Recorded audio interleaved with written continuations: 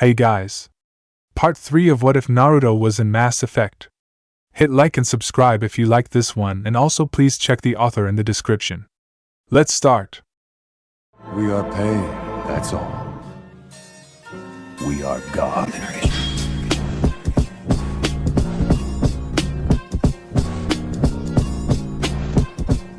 Chapter 11, The Indoctrinated Strike Back.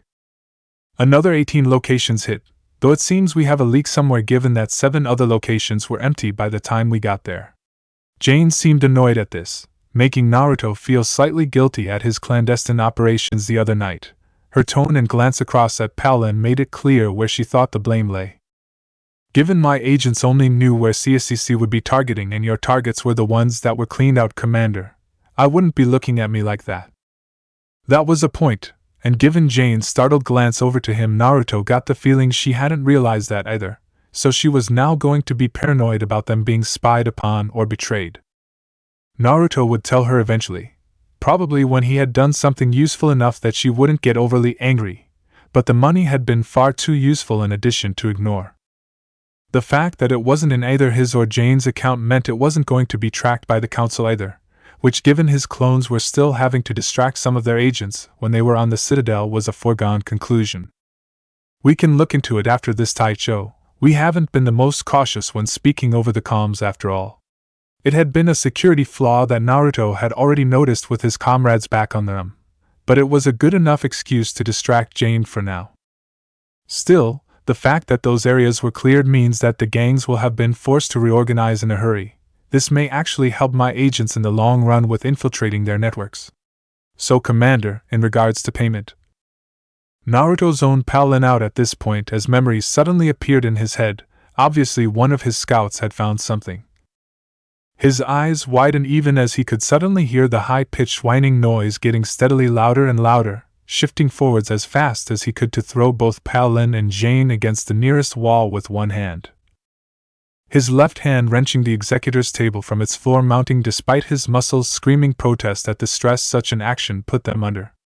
He wouldn't be able to shift himself into position in time, that much he knew for certain, as he shifted the table so that it would provide a modicum of cover for the 2 still recovering commanders. QB.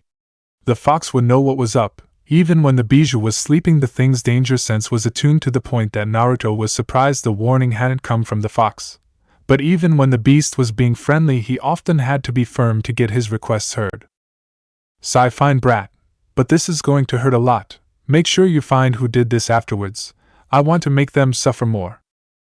Naruto felt the QB's chakra encircle him just in time. The sight of the missile impacting against the bulletproof window of the executor's suite, the last thing he saw before he turned, ducked his head and closed his eyes, the world exploding in pain and fire around him moments later. QB's chakra didn't protect him as such, certainly not in the same way that his kinetic barriers tried for a moment before failing dramatically, but that wasn't why Naruto had asked for some of the monstrous power. Instead, it deadened the pain and replaced it with anger, regenerating his body even as shrapnel and fire attempted to end his life, meaning that as the blast subsided he was up and moving towards the now gaping hole in the ambassador's building. Someone had just tried to kill him and Jane-chan, and he was going to find out who and why before he let the pain overcome him. Line break. Jane's head was still ringing from the explosion as she forced herself to her feet, her concern for Naruto far outweighing the unpleasant feeling that came with her inner ear still recovering from the blast. Given the lack of a body or any blood, she was confident that he had survived, but that merely meant he was probably off doing something stupid again, such as chasing after the one who fired the missile. Commander.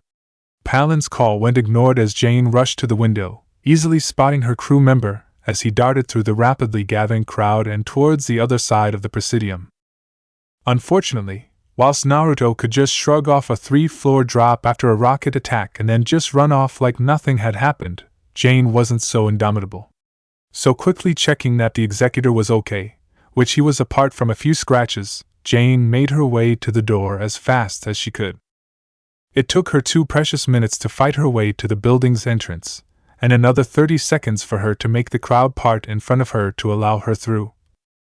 meaning that the slowly returning sounds of gunfire and fighting that she could hear had faded away by the time she had crossed the large bridge that bridged the two main sides of the Presidium. Naruto? Naruto, where are you? The first sign she had to follow was a dead Solarian mercenary, gaping chest wound, making it clear that Naruto had reverted to his spear rather than bothering with the pretense of guns anymore. The trail of blood worried her though, obviously a sign that Naruto had been injured in the fight or had in fact not come out of the rocket attack unscathed. Two more corpses were visible leading up through the small marketplace, and Jane quickly confirmed that they were the same group as the first, one of them probably their attacker given the rocket that was lying next to him with the main body of the weapon reduced to little more than scrap metal. The thrum of a sky car had Jane jump and raise her shotgun. It took off from in front of her to the left, in the same direction as the blood trail. It accelerated away from her too quickly for her to do anything about it though, and heading in that direction she laid eyes on the sort of scene you would see in a horror movie. Naruto! Naruto! Her companion was barely able to stand, his weight resting heavily on his spear and the wall, armor cracked and scorched from the heat. Oh hi Jane-chan. Could you give me a hand? I'm feeling a little. And then he fell sideways, making Jane's heart freeze in her chest for a precious moment before she rushed forwards whilst activating her earpiece. Normandy, Naruto is down in the Presidium, and we have been attacked. Alert everyone and get them back to the ship now. Whilst she would have preferred to have the rest of them come back her up, only Naruto and herself were probably still armed and armored given they had finished their raids hours ago. More concerningly with this attack, and something that was preying was just her paranoia at this stage, was that if she and Naruto had been the target, then they probably weren't the only targets the assassins would have in mind. Line break. Ashley knew she was being followed. 3 heavily armed and armored mercenaries were not very good at blending into such a crowd on the Presidium at the best of times, and had done her best to surreptitiously shake them for the last 5 minutes or so. However, given the crowded streets, she couldn't afford to be too obvious about such an attempt. If the assassins had explosives or heavy weaponry and decided to open up, the collateral damage could be. The sound of an explosion caused her to pause in her thinking as the crowd started to panic, concerned that the explosion was related to her pursuers rising as the 3 of them started to close in on her a few moments later, meaning she had to make a rather hasty decision. Pushing through the crowd towards a small side street, Ashley regretted the decision to wear her casual uniform out on her little shopping spree. It meant that she only had her pistol and nothing in the way of armor to speak of. Shaking her head to clear her mind before she started telling herself off for being unprepared, Ashley ducked into the side street that contained several doorways and items that she could hide behind, or and if she really needed to, though they would be the first places the mercenaries would look for her, no doubt. With only a few moments before the mercenaries reached the entrance to the alley, Ashley saw what she was looking for and gave a small smile even as she started running towards it.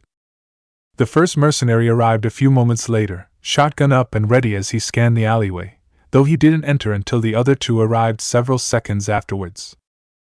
The 3 of them were obviously more than the usual rabble they had to deal with then, calm and disciplined even as they moved down the alley slowly, covering each other, as they checked every doorway and hiding spot. Where is she? The third mercenary, a young human armed with an assault rifle, was obviously the least experienced of the group as he broke the silence first. Either she managed to fool us into thinking she went down here, or she is still hiding somewhere down this alley. Either outcome is helped by your speaking human. The Thorian who had been leading the group spoke with a dismissive and abrasive tone that either implied he hated the human for his inexperience, or merely the fact that he was human.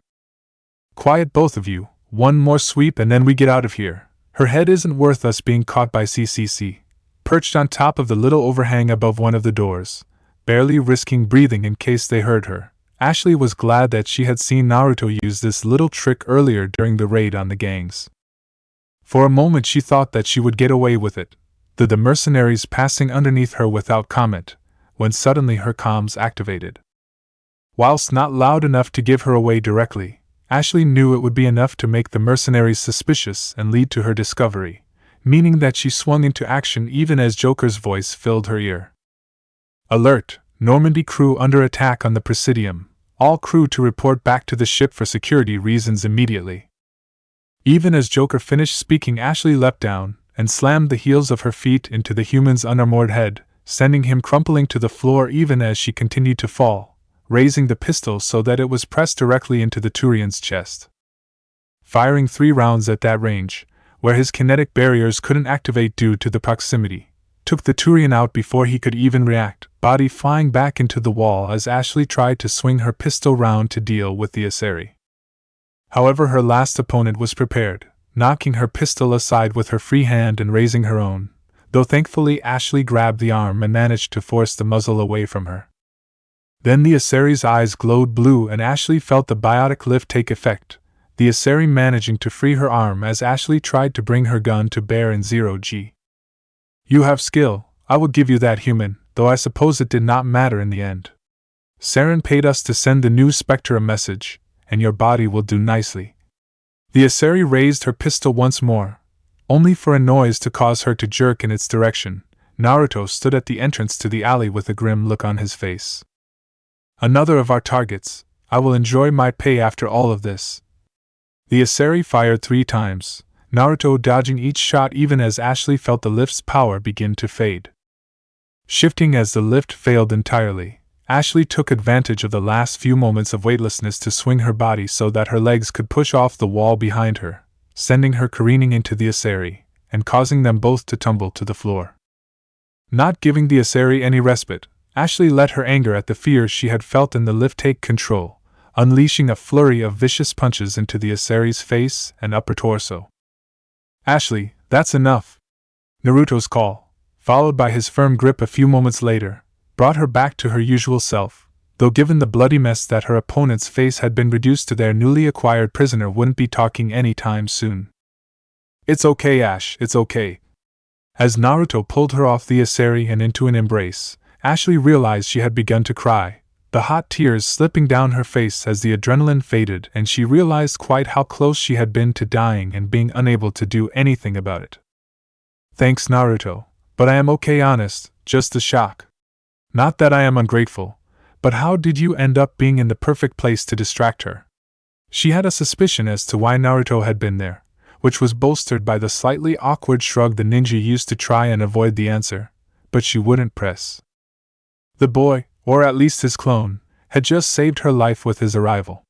Given that she would forgive him a little spying/stalking, especially because the commander almost definitely already knew about it, and could well have ordered it, Naruto's earlier comments about a little bird telling him things making a lot more sense now. I won't press Naruto, though you should probably work on a more reasonable excuse, in case you have to step in for one of the others. I'm certain Tali might get the wrong idea about her white knight. It wasn't hard to tell the Quarian had feelings for their ninja, though as he blushed through a stuttering denial Ashley could see why. He definitely had his heart in the right place if nothing else. Maybe next time she wanted some shore leave she could have him accompany her rather than guard from afar? Would definitely make his life easier, and he definitely wasn't the worst person she could be seen with at dinner. Line break. It had been pandemonium on the Citadel since the attack almost 36 hours beforehand, an assassination attempt on both the CCC executor and humanity's first Spectre in broad daylight, making every news broadcast and communications briefing that Jane had heard.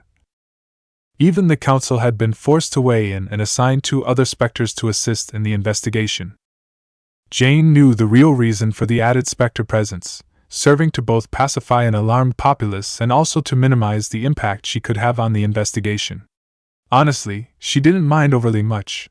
Her main source of information was lying unconscious in front of her, so it wasn't like she would have been very productive anyway. It wasn't as if vengeance hadn't already been dealt. The boss may be injured, but Naruto's clones were quick to act. More than a dozen mercenaries found either dead or crippled with bounty information on her, and her crew easily found on their bodies. The warning was obvious, even as CCC interrogated her entire crew to try and find out who was responsible for the killings, and would hopefully put off any further attacks in the near future. You do know I can't stand gloomy girls, right, Jane-chan? Did I miss something whilst I was out?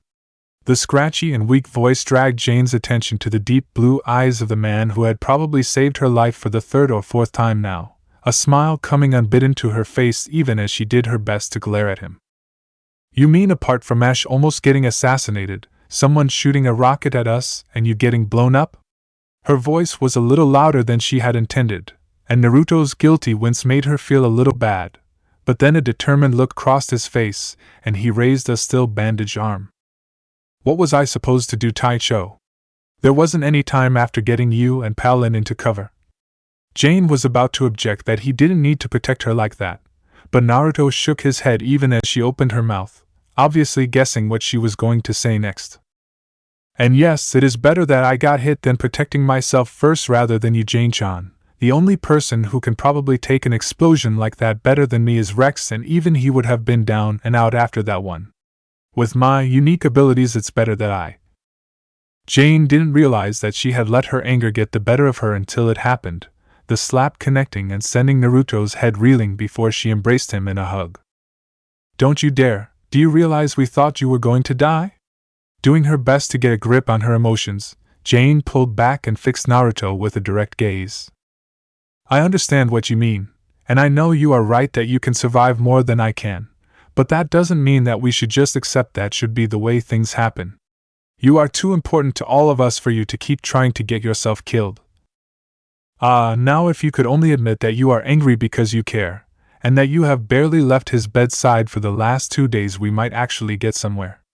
Her inner voice would normally have ruined her mood, but for once Jane didn't actually feel the need to try and disprove or ignore the points it had made.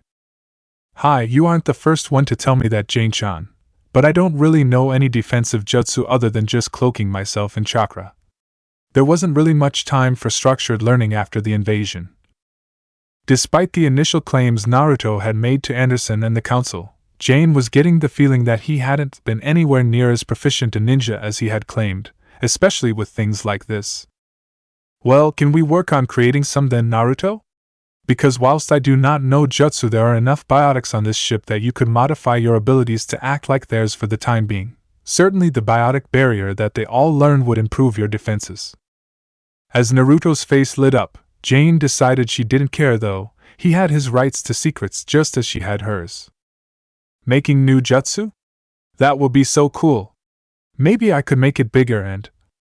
As Naruto started to brainstorm in his usual manic manner, Jane felt relief start flooding her system. At least the explosion didn't seem to have done any lasting damage that she could tell. Naruto, we can work on it later with Kaden. For now I'd better go tell the others you are up. A certain engineer has been very concerned about your well-being. She moved away, ready to stand and head for the door, when Naruto did something unexpected.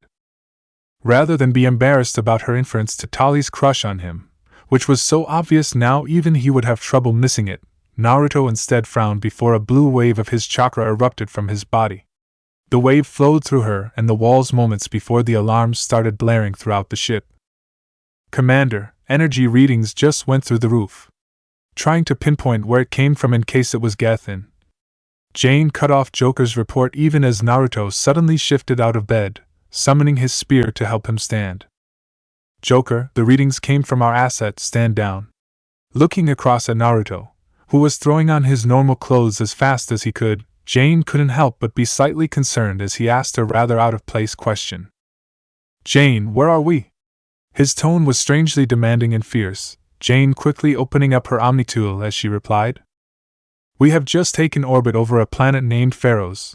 There were reports of a Geth attack on the colony, and it is as good a lead as any in regard to Saren. Opening the small galactic map on her screen, Jane showed Naruto where it was in comparison to where else they had been.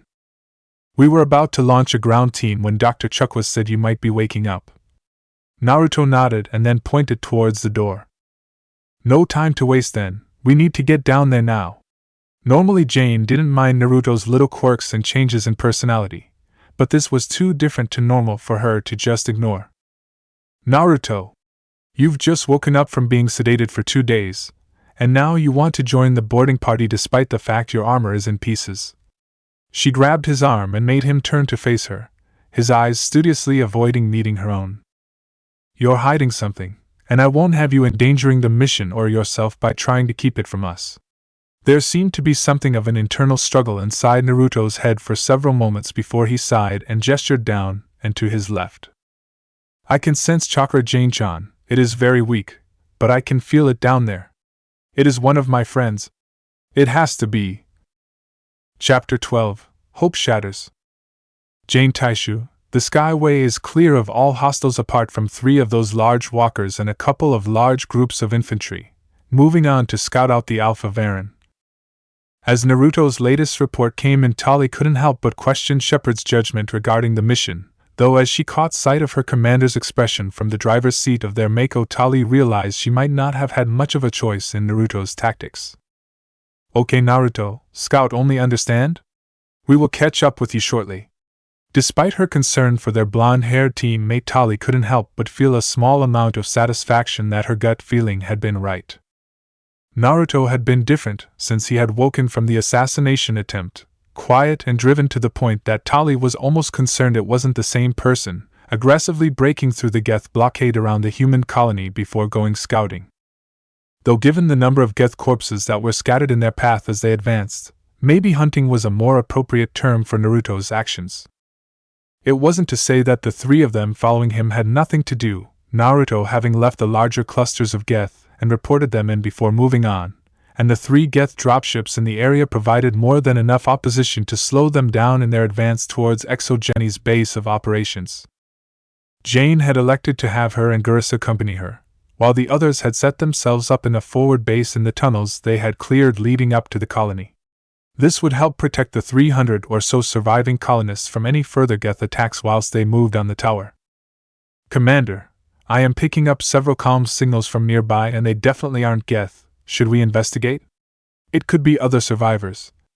Gurus comment jarred Tali back to the present, flushing as she did a sweep of her own and found the signals Gurus was talking about, Keela, and she was meant to be the tech specialist in the squad.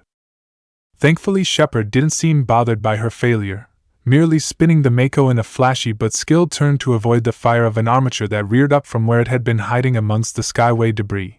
Gurus opening up with the main gun and the machine gun whilst Tali narrowed down the location of the signals as fast as she could. As the armature collapsed to the ground, one of the cannon rounds blowing off a leg before Shepard charged into the thing at full speed, Tali let out a little triumphant cry as she finished locking down the signal. Shepard, the signals are human in origin. I have decrypted them and they are from that service area, I think. Good work, Tali. Let's go investigate. Naruto will just have to be patient. If that is even a word in his dictionary. There was a grumble over the comms a moment later, making Tali giggle slightly. I can still hear you guys, you know. Fine, I will loop back and meet you after I have scouted the tower. Don't be too long. Tali couldn't help but chuckle at Naruto's childish complaint. Even when the young man was being all dour and serious, he still managed to improve her mood somehow. Shepard, do you know what is upsetting Naruto at the moment? Surprisingly, it was Gurus that voiced her thoughts as they pulled the Mako to a halt, the Thorian sounding concerned despite the obvious attempt he made to sound casual with his question. Something with this mission is related to his past. He thinks there is an item of personal significance here, and the sooner we eliminate the Geth, the sooner he can try and find it. Tali's eyes widened at this revelation. Given the manner of her original rescue, she had been briefed regarding Naruto's true past. Unlike the other non-human members of the strike force, it meant she understood the significance of a possible link to his previous life. And he still focuses on the mission first? Commendable, especially seeing as he has almost no personal items that he keeps on the Normandy. Would he like help? How much the offer from Gurus was genuine, and how much was related to his curiosity about the young enigma on their team, Tali wasn't sure. But thankfully Shepard's reply was cut off as they approached the entrance to the service area and the voices from the comms became audible through the entrance of the service tunnel. Tali's mind was elsewhere as the 2 leaders of the survivors started a conversation with Shepard, wrestling with the desire to try and contact Naruto privately. It was only because she wanted to help if she could, or that is what she told herself as she activated her internal comms and taking a couple of steps back to gain a little privacy. Naruto, Shepard's just told us about what you think might be down here. Is there anything I can do to help? There was a moment's pause before she heard a small sigh and Naruto responded. Unless you can sense chakra, Tali-chan, I don't think you will be able to, though given the amount of residual chakra that seems to be filling this area, I might need some extra eyes as I cannot sense anything specific here. How are the survivors? Looking around at the mixture of researchers and bureaucrats who were huddled in every alcove and sheltered spot of the service area, Tali could feel the nervousness in the air even as Jane continued discussing with the human man and woman, though some of the guards seemed more nervous about them than they were about a possible Geth attack. Frightened, but that's not surprising given most of them are civilians, though the guards seem more concerned with us than they are with the Geth. There was a chuckle from Naruto, and Tali couldn't stop a small smile crossing her face at the sound. She didn't know what she had said to prompt the improvement, but she almost didn't care. Ah, little Tali-chan is all grown up thinking of other people as defenseless civilians. Next you will be drinking and shouting out rude songs with the rest of us. Tali blushed, not having realized she had subconsciously made the distinction that way, but then there was the sound of barking and howling from Naruto's end of the line. Several Varen here should be a good warm-up before we make a move on the Geth. 1 minute Tali-chan. With Naruto busy, Tali started paying attention to the conversation in front of her again, though it seemed more of an argument between the two now identified Exogeni employees. That's my daughter you're talking about so dismissively. I knew you were a pain in the ass, Jong, but I didn't realize you were this much of a... The woman seemed very tempted to switch from words to action as Jong just shrugged uncaringly, but thankfully Jane stepped in before the sources of information tried to kill each other. Where is your daughter Juliana? Over by the tower? Juliana nodded and then sighed in an obvious effort to calm herself down. Yes, she was working late when the first attack came in, but she knew that place like the back of her hand. She's still alive, I know it. Even Tali could tell that Juliana was holding on to hope as much as she actually thought her daughter was still alive, but to her credit Jane only smiled reassuringly. If we can find her, we will keep her safe, Juliana, you have my word. In fact, I have a scout out ahead of us that may well find her first, and I can arrange for the rest of my team to come escort you to Zhu's Hope. Zhang stuttered excuses about how it wouldn't be possible to move to Zhu's Hope, which made Tali suspicious, were only weakened by his body language practically screaming out that he was hiding something. It is up to you, feel free to stay here whilst we clear out the Geth, though when I come back you will be answering my questions and telling me what the hell it is Exogeni are trying to hide here. Jane had noticed as well, not surprising given her thus far superlative choices in character for companions, though obviously she was as much angry over Naruto's distancing of himself from them on this mission in her response. Naruto, do you copy?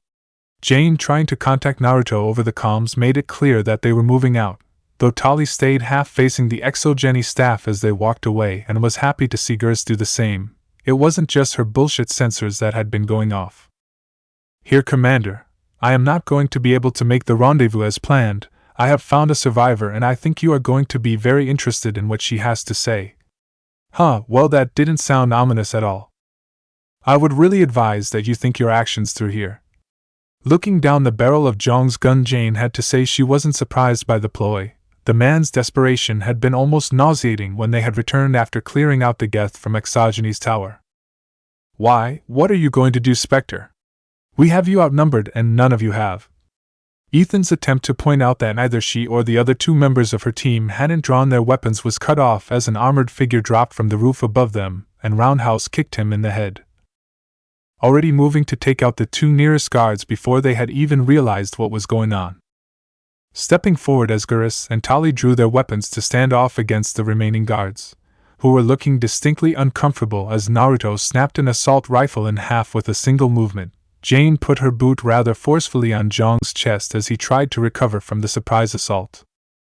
As I was going to say before you so rudely interrupted, my teammate here is already wanting to feed you to a Krogan for hiding the information about the Thorian from us, and he would have given you far more than that light tap if not for me ordering him not to harm you too much. Even as he struggled to focus on her, no doubt suffering from the beginnings of an almighty concussion, Jane turned her attention to the remaining half a dozen guards.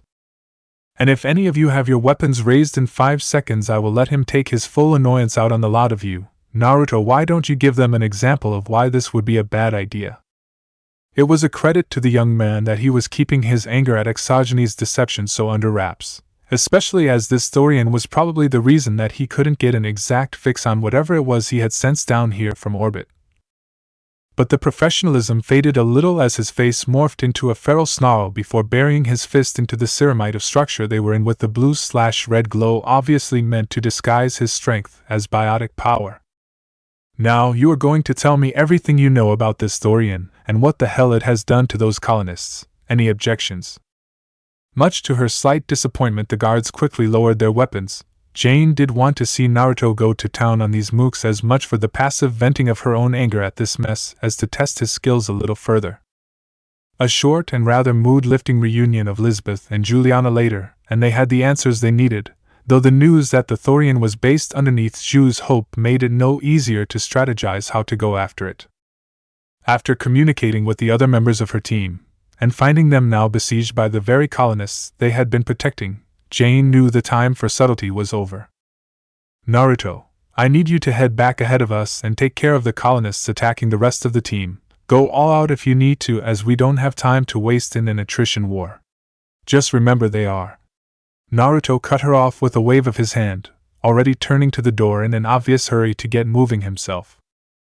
Hi Taicho, no killing, easy enough given that these guys are all civilians. You guys head for the Thorian. I will clear a path out for the others and then go deal with any stragglers that may try and attack us in the back when we go down to meet this giant vegetable. Naruto giving the orders was slightly annoying, but what he said made sense and Jane didn't want to slow things down with an argument. That could wait until after the mission. Wait if you are going to. Juliana's call was ignored by Naruto as he took off at what seemed to be a sprint, though Jane knew that he was slowing himself down due to the witnesses at the moment. If he is going to knock out the colonists, isn't he going to need some of these grenades? Seeing her hold up some of the grenades she had mentioned should knock out the infected colonists, Jane merely shook her head before gesturing to the other two. Don't worry about him, he is more than capable of taking care of himself. Now you two, let's grab these grenades and get back, otherwise Rex may well lose his temper. The Krogan warlord had already taken out 2 assault groups of colonists almost by himself, utilizing his regeneration and brute strength to pacify the attackers without killing them, though several would not be walking anywhere for the next few weeks when they woke up. The lack of killing would put Rex in a bad mood, making Jane hope the Thorian had other things to throw at them rather than colonists. The bill that Rex had created after their leaked raid on the Citadel and damages was quite substantial. Die for the TH. Whipping round as the aged male colonist started trying to gun him down, Naruto was glad that this seemed to be the last of the colonists guarding the causeway to the Normandy, the other dozen or so having been taken care of easily enough in the opening moments of his leap into combat. Not today, Ji-san, now why don't you take a nap? Shifting to avoid some of the bullets that came his way, Naruto let his shield absorb the rest of them as he rushed forwards, knocking the man out as gently as he could manage. Taicho, that's the last of the colonists on the outskirts, how are you guys doing? Even though the colony had been in its infancy, there had been over 300 colonists that would have been infected by the Thorian. So even with the 70-odd that Naruto and his clones had dealt with in the tunnels and blockading the others, it wasn't going to be an easy fight. Things will be going better when you get down here, Naruto. We have managed to deal with the first line of defenses without any permanent casualties amongst the colonists. But between us running low on those grenades and these creeper things, we might struggle to keep it that way. Doing a last look over the area, Naruto left a clone to watch over the colonists whilst he shoo-shined back towards the colony. It only took a minute to cover the distance, and arriving at the battle site, Naruto found himself just in time to help deal with an assault of half a dozen creepers who shambled up behind a wave of charging colonists. Realizing that the Thorian had understood their intent of not killing the colonists and was trying to use it against them, Naruto quickly came up with a plan to show it the error of its ways. Rex. With me. Kaden, Liara lift. His barked order came as he reached where the team had taken cover, and to their credit none of them so much as paused before following his orders, the 2 biotics lifting the 2 leading colonists helplessly into the air as Rex hurtled over his cover and activated his barrier. Good to see you, brat. Was starting to think you were going to let me win this one. Following in Rex's wake, Naruto decided not to mention the colonists he had already dealt with. He preferred a happy Krogan who was mad at the enemy rather than at him. The 2 unleashed their shotguns, the blasts tearing apart two of the creepers even as the colonists poured fire on Rex's barrier, which wavered and cracked but remained intact as the two covered the last few meters into close combat.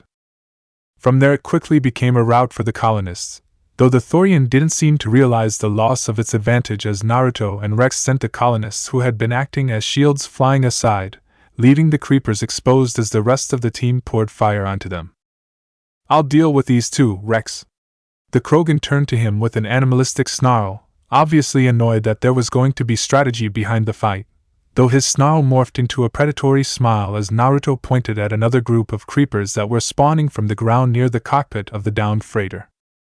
Smash! The Krogan didn't need telling twice, reactivating his barrier as the last of the creepers trying to attack them dissipated into a gooey puddle with the now familiar crack of a sniper rifle, some kind of dirge on his lips as Rex rushed forward as fast as he could towards the new enemy. "Well done, Naruto, that seems to have been most of them." The Thorian obviously tried to throw most of them in the front two lines of defense. "Kaden, sweep the area with Gurus and Tali. I want all the colonists disarmed just in case they wake up and no other surprises. I will take Liara and Rex to sweep the ship. The colonists had access to explosives and we really do not want the Thorian trying anything." That left him and Ash to move towards the entrance. Ashley knew the layout of the colony, which was good as Naruto hadn't even stopped off before moving on to deal with the attacking Geth. "So my white knight, what's the plan?" Blushing slightly at the exaggerated tone of awe in Ashley's voice as the two moved off at a jog, Naruto gestured round a little confusedly. "Well, you tell me where this crane is. I crack the skulls of anyone stupid enough to get in our way, Ashley-chan. Just make sure that I don't." Naruto stopped dead as he finally got a ping from his chakra sensing, muffled though it was by the mist of nature chakra that the Thorian seemed to be emitting through its spores, Ashley looking at him in concern as he pulsed his chakra again to get a fix on the chakra's position. "Naruto, you okay there?" Getting a response from his second pulse, Naruto nodded, pointing over to the left and deeper into the main body of the colony. "I can sense what I sensed in orbit again. It's that way but down, which given what we were told about the Thorian means that they are down in the tunnels with the damn thing." Ashley nodded and the two took off again, faster than before as she directed them. "Well, the entrance is supposedly next to the cargo crane, which makes sense given the colonists were very quick to move us on from the area when we were here before. It's not far now." They found their way blocked by several improvised barriers, the colonists seemingly having put them in place before rushing to the battle. And though Naruto could have just leapt over them, that would have left Ashley behind and dangerously alone in hostile territory. "Do you trust me?" Their eyes met for a moment before Ashley nodded without the slightest hint of doubt in her face, though she did make a slightly disapproving look when he grabbed her waist firmly with both hands. "Naruto, is this really the—" With a chakra-enhanced leap they took off into the air and landed on the other side of the barrier, Ashley making a slight shout of surprise at the sudden change in motion. "Wait a minute." Naruto couldn't help but grin as he leapt over the next barrier, being forced to relinquish his grip as they landed, for creepers shambling from the shadows to face them. Did you think I was making a move on you?" Contrary to popular belief, Naruto wasn't clueless when it came to women. Okay, he had been at the academy, but he had grown up a lot since then, damn it. Discharging his shotgun and grinning as two of the creepers collapsed, Naruto saw Ashley turn red in the face even as she had shot one of the remaining two. "Oh, of course not." Deciding to try out Jane's suggestion of trying to create a new move that mimicked biotic powers, Naruto summoned up some of his chakra to his hand even as Ashley rolled away from the thing's grasping tendrils, concentrating on making the chakra condense to give it some more power. "This will be good, make sure to put a shell." The Kyuubi's advice came a second too late, Naruto raising his hand and forcing the chakra out of his body as fast as he could. Agony encased his arm as a blue shockwave shot forth from his hand, the creeper lasting barely a moment against his power before disintegrating entirely, along with most of the house behind it. Looking at the partially melted and sparking armor that covered his burning arm, Naruto shrugged as he felt his healing factor kick in, turning back to a gaping Ashley with his usual foxy grin. "Maybe a little too much power. Now, how about we discuss the fact that you merely felt this wasn't the right time to make out, rather than actually protesting at the thought itself? If looks could kill, the The rapidly morphed glare Ashley summoned could possibly have done just that, though the scarlet tinge on her cheeks diminished the effect to the point Naruto felt safe just laughing it off for now. With the fact that Ashley seemed pissed at him meaning that they couldn't leap over any more of the barriers, it took them a little longer than Naruto would have liked to work their way over to the main cargo crane area, approaching only to see Jane and the others in a standoff with a middle-aged man with a pistol. Judging by the fact the man was talking to Jane, it seemed he was resisting the Thorian's control for the moment, but given what Naruto had seen happen to the man he had rescued down in the tunnels, he knew that resistance would not last much longer. The pain, it makes it so hard to resist. Luckily, the pair of them had approached from the far side of the cargo crane due to the obstacles put in place by the colonists, meaning that the man hadn't seen their arrival and allowing them to sneak closer to the standoff. It wants me to stop you, it wants me to end you. But I won't. The pained determination in his voice reminded Naruto of something, but as the man brought the gun towards his head, Naruto realized what he was going to do. If he had maybe 2 or 3 more years' practice with his pistols, he might have been able to make the shot to disarm the man, but there was no chance of that happening right now. Whipping his hand to his grenade pouch, Naruto made his play, hoping that the new armor wouldn't throw his aim off any more than his old armor had. I won arg. The pistol was knocked from the man's hand by the kunai embedding itself into its handle, though Naruto winced at the spray of blood that came from the finger he had accidentally half-severed with his hasty shot. You took your time with that shot. Jane's comment as she rushed forward to subdue the man was uncalled for, but it was Ashley's follow-up jibe as the commander none too gently clobbered the man with the butt of her shotgun that really pissed him off. Messy too, and you call yourself a professional. As they finished covering the 40 yards between where they had been stood and the now unconscious man, Naruto knelt and jerked the kunai from the man's now probably ruined sidearm. I didn't see either of you making that shot, so shall we just assume that you would have made an even bigger mess if you had tried?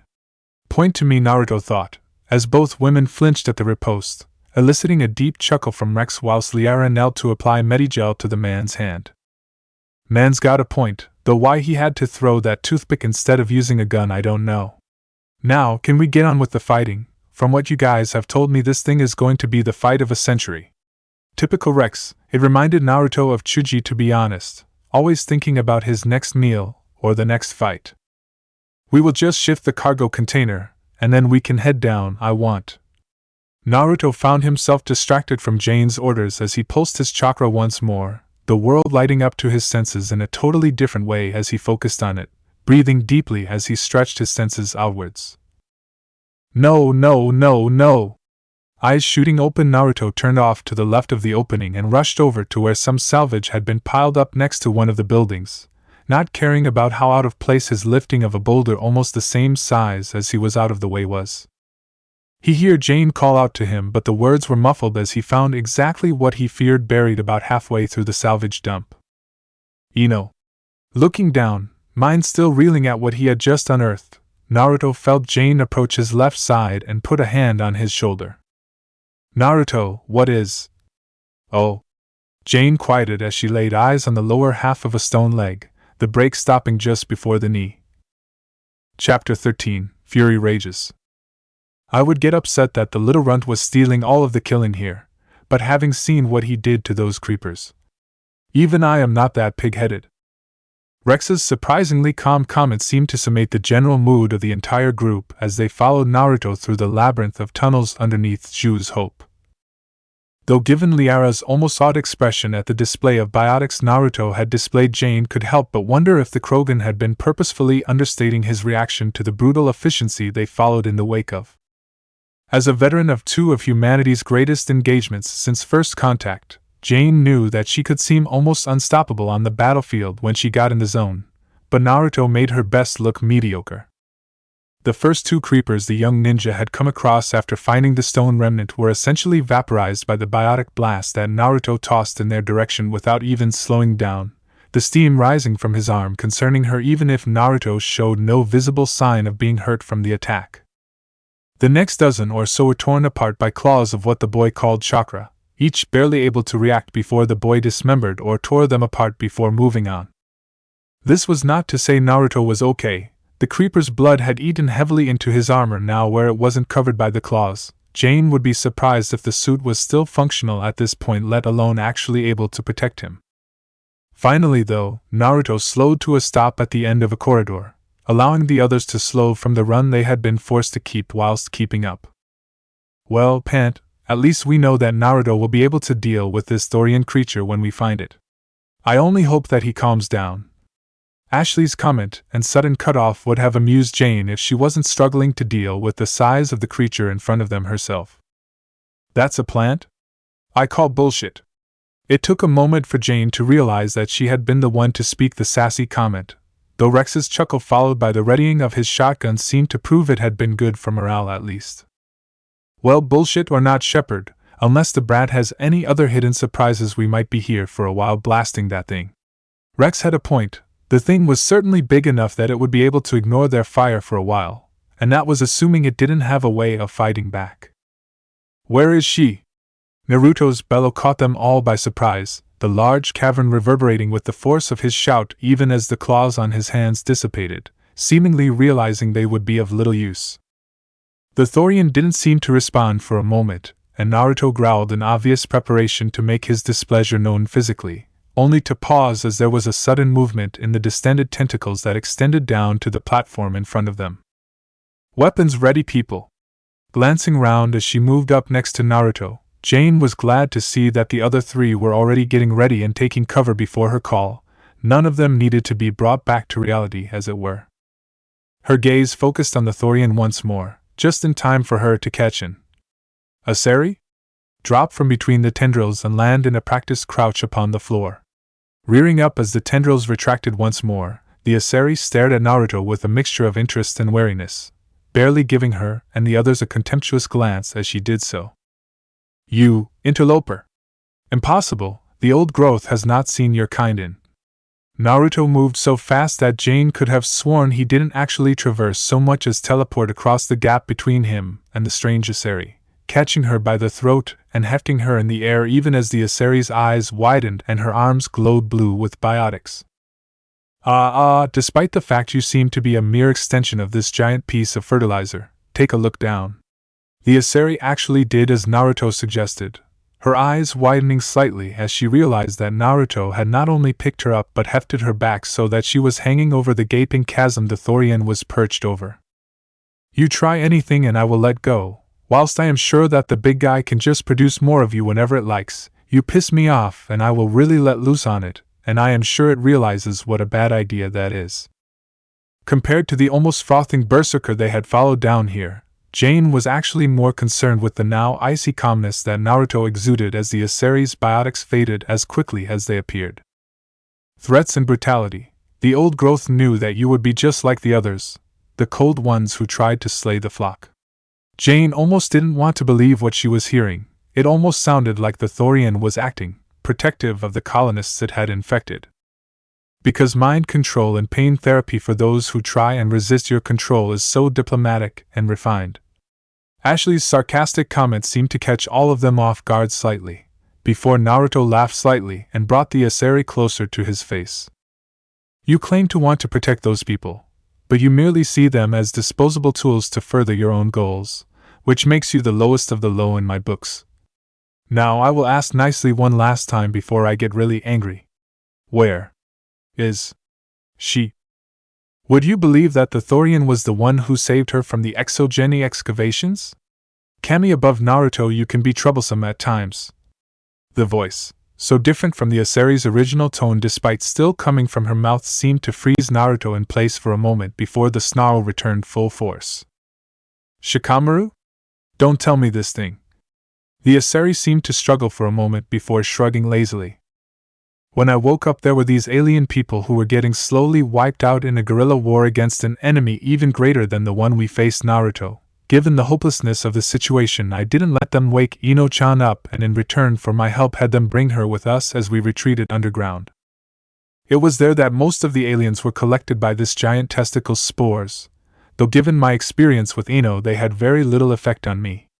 The Asari started to spasm for several seconds before its face turned to a snarl. Quiet flesh, this was not part of your deal.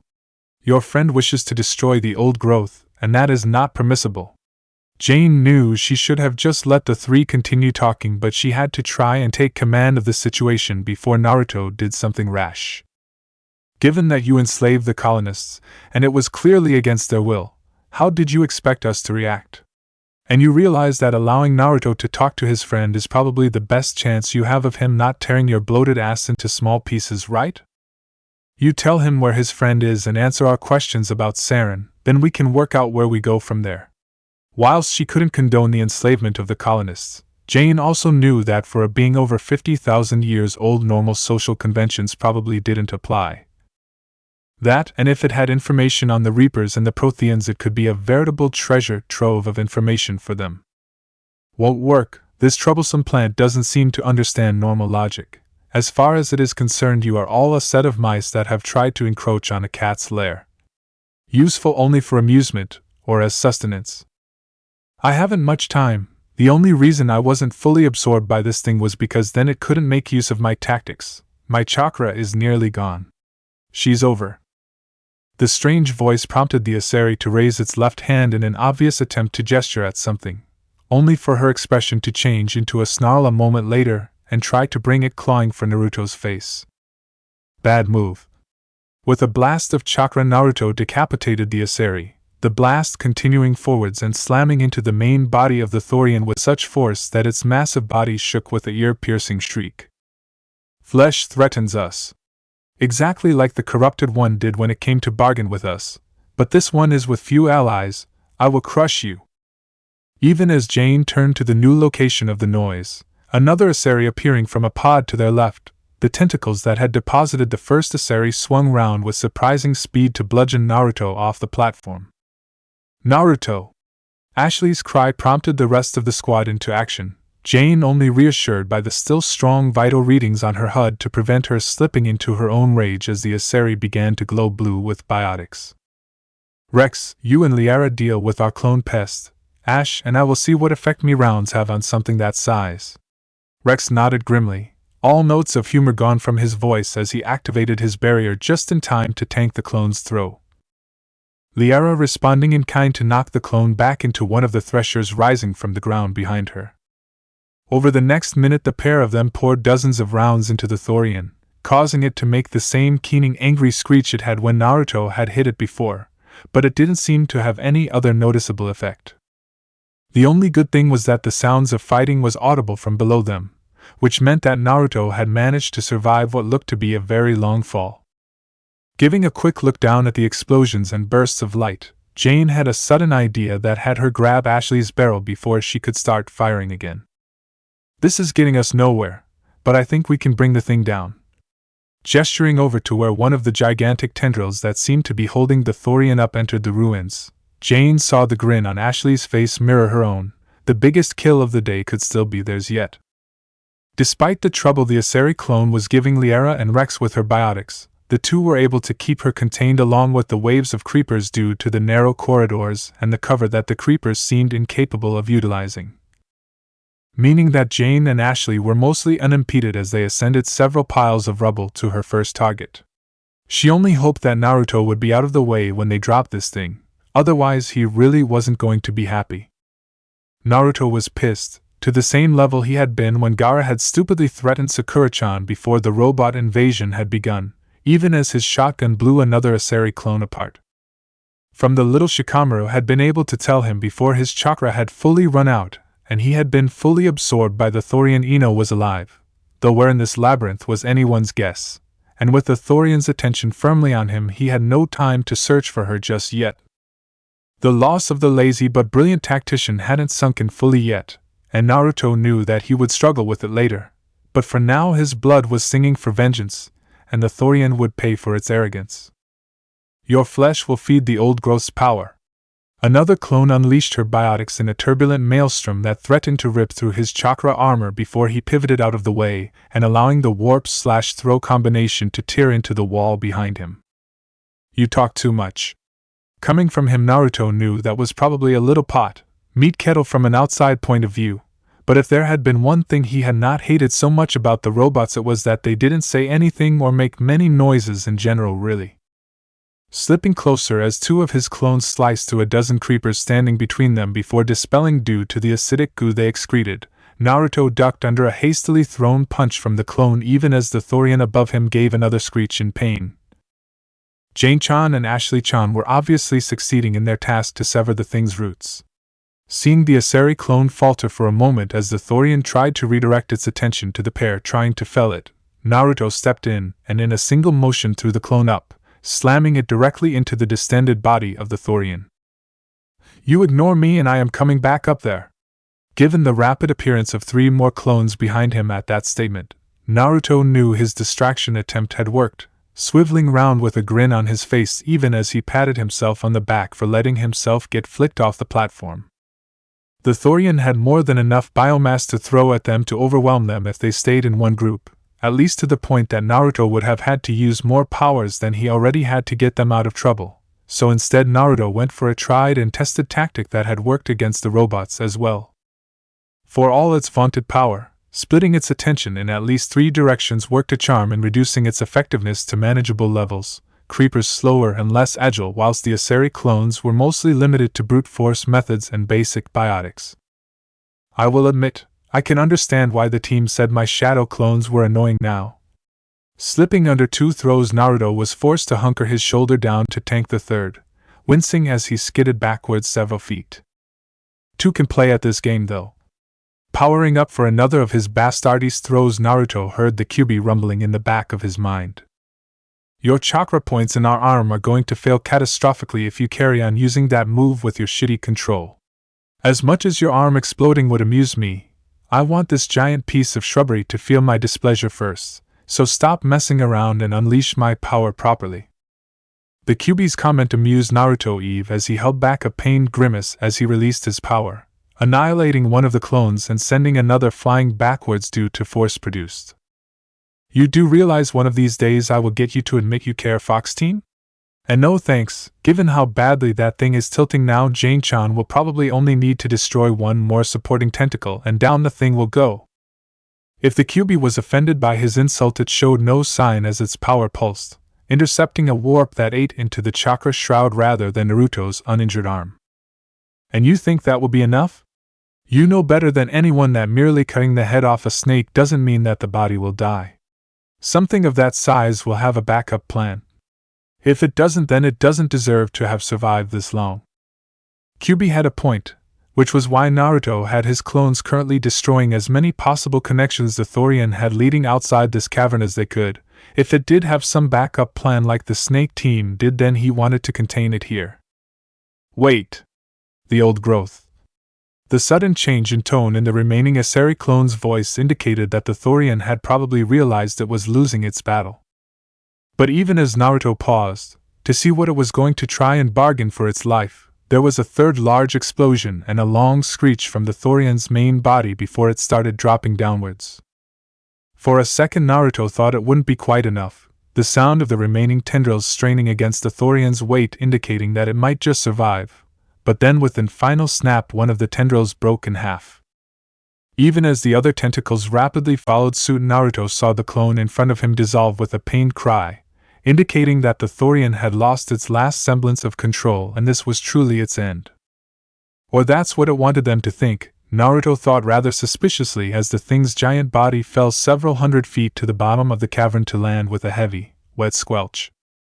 The Asari's death before the Thorian's main body had hit the bottom seemed a little too convenient, but he had clones that could keep an eye out for whatever it might be planning. It was defeated and he had more urgent business to take care of. Whilst the Thorian's chakra hadn't been dispersed by its death, its spores seemed to be eliciting less chakra, which given Shikamaru had already given him a direction to look in meant that as long as Ino hadn't suffered any more damage there was a chance he could still save her. I'm coming, Ino-chan. You know Sakura-chan is going to be pissed that I woke you up first. That was if Sakura hadn't been awakened previously like Shikamaru had, or her stone body destroyed in some battle or... Stopping being so negative, brat. It is far less fun mocking you if you are being pessimistic about everything in the first place. You survived as did these two, so Pinky should be fine as well, wherever she is. Shaking his head to dispel his negative mental thoughts, Naruto took off at a jog back up to where the others were, Whilst he wanted to find Ino as quickly as possible, it would get Jane-chan off his back if he got her and the others involved. That, and if he used any more chakra, he would risk having the QB mocking him for ages as he overloaded his chakra points. Whilst he didn't think it was being serious about his arm being blown off, he could never be entirely sure. Naruto. The call from Jane preempted the woman running up to him, her face full of concern and relief as she eyed him up for injuries, though thankfully she restrained from hugging him given that after all that fighting he was essentially one giant bruise. I am okay, Taicho. Just a little bruise from the knock. Everything okay up here? Given Rex was currently covered in so much creeper blood that it looked like he had been bathing it, grinning to him with the brutal savagery that seemed to be the Krogan version of joy, it didn't seem to have been too difficult. Shepard, we have a live one over here. Ashley's call attracted all of their attentions, and as they moved off in her direction, Naruto was interested in what they would find. Hopefully whatever it was would make up for the pain this mission had been in general, otherwise he was going to let the QB loose to vent his frustration over everything. It was strange, opening her eyes for the first time but having memories of the growth that had come before her, the world around her vibrant and alive with the spores of her progenitor that quickly adapted to her presence, and gave her an awareness that the human memories she had received just couldn't match. Before she could appreciate the life and newness that she was being immersed in, there was a shift on the edge of her awareness, the cold and chaotic feeling that had so terrified the old growth. And it was coming for her. She stood on her legs, was what the flesh had called them, and despite her uncertainty in the motion, she did her best to stumble away from the feeling as fast as she could. The old growth had overplayed its hand against the flesh that this feeling had belonged to. End. Chapter 14. Feros Fallout. Stumbling over the rocks and roots that littered this passage to the surface, she suddenly felt rather than saw the flesh's arrival, appearing behind her in a burst of speed to knock her to the ground. She tried to crawl away, perfectly aware that the feeling of powerlessness she currently felt was something the old growth had relished causing in others, but a foot stomping down hard on her back put an end to that attempt quickly enough before it relented for a moment and flipped her onto her back. Please, I mean you no harm. It was ironic. Her first words were the same as the ones that the old growth had ignored pitilessly so many times before wresting full mental control of his thralls, even as she looked up into the deep blue eyes of her executioner. Interesting. But the blow didn't fall, no sharp pain or ripping of flesh from bone as he had done so easily with the old growth's flesh clones, the flesh merely looking at her with a mixture of curiosity and determination as if weighing up whether she was worth the effort of killing. I am not the old growth flesh. Pausing in her speech as the flesh's eyes narrowed, she frantically tried to work out what she had done wrong, holding her hands up pleadingly. Please, I do not know what else I should call you. It was strange, she found herself wishing that she was right about her guess in a way that the old growth had never really understood. It had been something many of its thralls had memories of doing before it had taken control. Convince me that you are not or ever plan on being like the Thorian again, and then I may tell you my name. A name, that was what the flesh called their specific designations, just like they referred to the old growth as this Thorian. Thank you, though I do not know how I can convince you of such a feat. I am not sure what I am myself. It was strange, the leftover instincts from the old growth were screaming at her to lie, promise that she was nothing like the old growth in order to ensure the flesh would let her live. But instead of that, or the violence it demanded in place of talking, she chose to follow the strange feelings she had gotten the moment she had first made eye contact with the flesh. It was different from the old growth, making her feel that telling anything but the truth would end very badly for her, even if her unsure answer had her mentally awaiting the summary execution she had initially expected. Huh. This single syllable from the flesh seemed to change its entire demeanor, removing the boot it had placed on her chest, and shifting backwards slightly, stabbing the spear it held into the concrete next to where it was stood with frightening ease. So no memories or urges from the Thorian? No spores currently trying to take control of my mind and turn me to your will. He sounded doubtful, but if he had truly not believed her, then her body would already be fertilizer for the ground, so she was glad he was giving her even this half chance. There are these feelings that are screaming at me too. I think your race calls it lying? At his slow nod she continued, urged on by the strange but familiar nudge in her mind. But there is another, strange to me but known at the same time, which seemed to tell me that if I tell you anything but the truth I would be reduced to food for new growths before I could possibly react. And from the fragmented memories I have from the growth that was, I'd put more faith in this feeling than in the being who foolishly stood against you. Whilst there were spores still in the air, she was far too emotional right now to do anything more than focus on herself. Troublesome. The single word seemed to bring back a plethora of memories from the back of her mind that she hadn't even realized were there, the sheer magnitude of the onslaught making her cry out in pain due to the mental anguish she was suffering from. Not quite the response I was expecting, but it proves that Shikamaru was screwing with the giant team's plans even at the end, I think. The memories were so new that it took her several moments to realize that she now knew who the blonde in front of her was, the dark-haired flesh that had offered itself to the old growth in return for protection, somehow knowing of the old growth's plan for birthing her, and deciding to use the last of his strength to provide her with a small facet of his memories. Naruto. That is your name? The changing expression on Naruto's face made her feel warm inside for some reason, and then knelt down so that the two of them were face to face. Shika was always too damn clever for his own good, though why he decided to save you is a mystery for another time, I imagine. Now, assuming that you are telling the truth, I think the boss is going to need to come and decide what to do with you. Before she could get too worried, memories from this Shika allowed her to realize that the use of the word boss merely meant that she was going to be taken to the original Naruto, and meant the one who had nearly ended her short existence was merely a clone. $% and *_+. She isn't any part of the Thorian or its possible survival plans. The sudden outburst from Naruto after Shirala had said her piece about being offered to the Thorian by Saren in exchange for what it knew about the Protheans was welcoming, but at the same time the surety with which he spoke meant that he knew something that they didn't. Not that this would be the first time. How do you know that? Did it tell you whilst you were having all the fun on the lower levels? Rex was back to his usual moodiness, Tali noted, though it was so natural for the warlord that she honestly could say that she found it more amusing than irritating most of the time. I was right about you, wasn't I?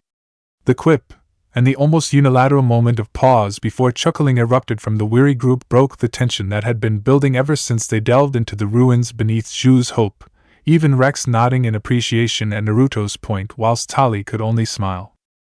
The change that had occurred in Naruto when he had found the stone leg had been more than slightly unnerving to Tali, especially with how he tore through the creepers and the Asari clones with such disregard for his own safety.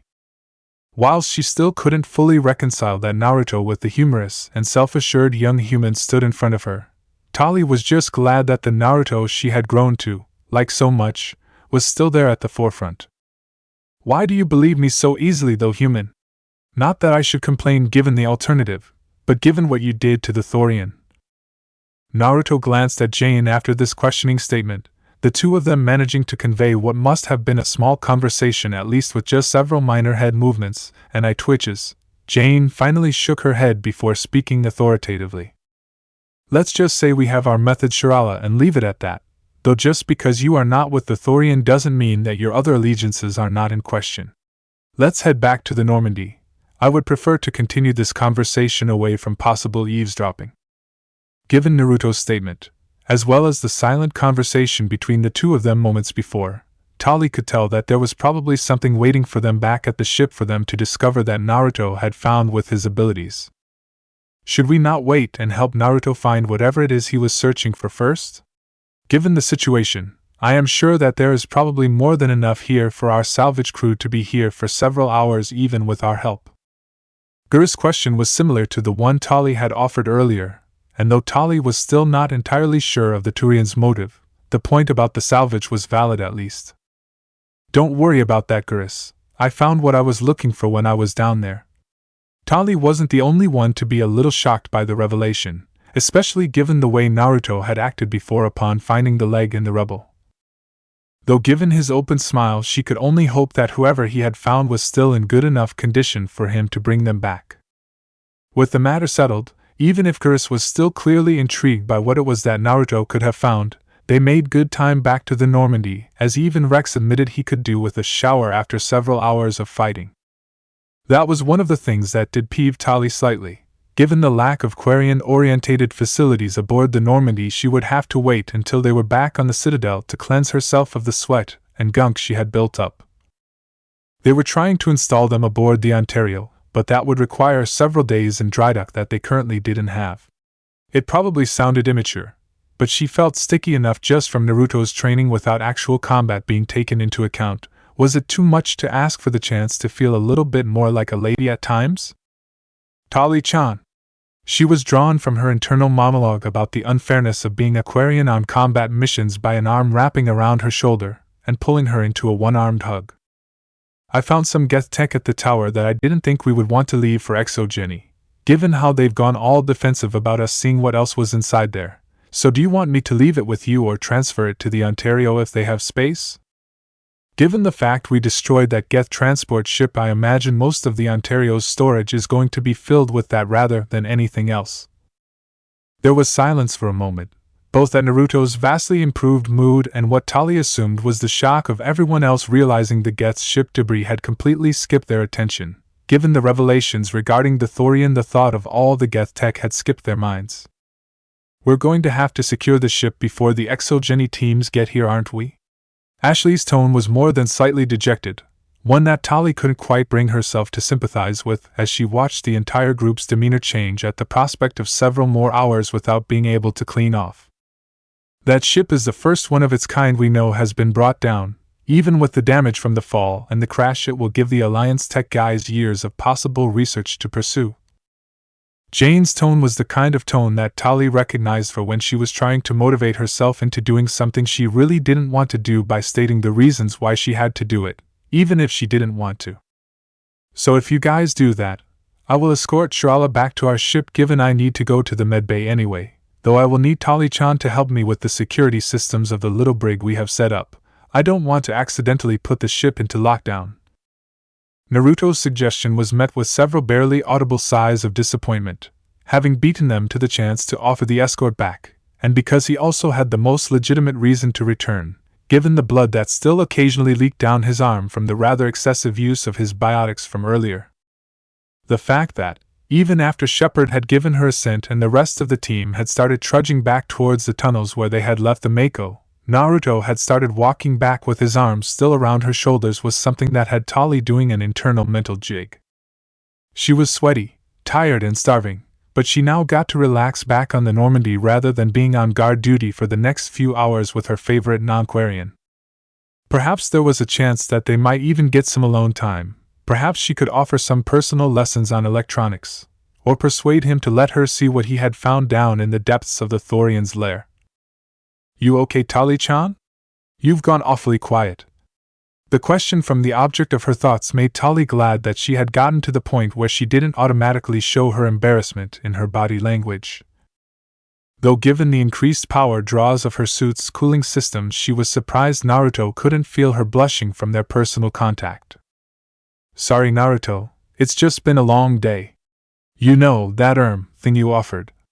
She wanted to straight up ask about the possibility of a massage after he had offered her after that evaluation session.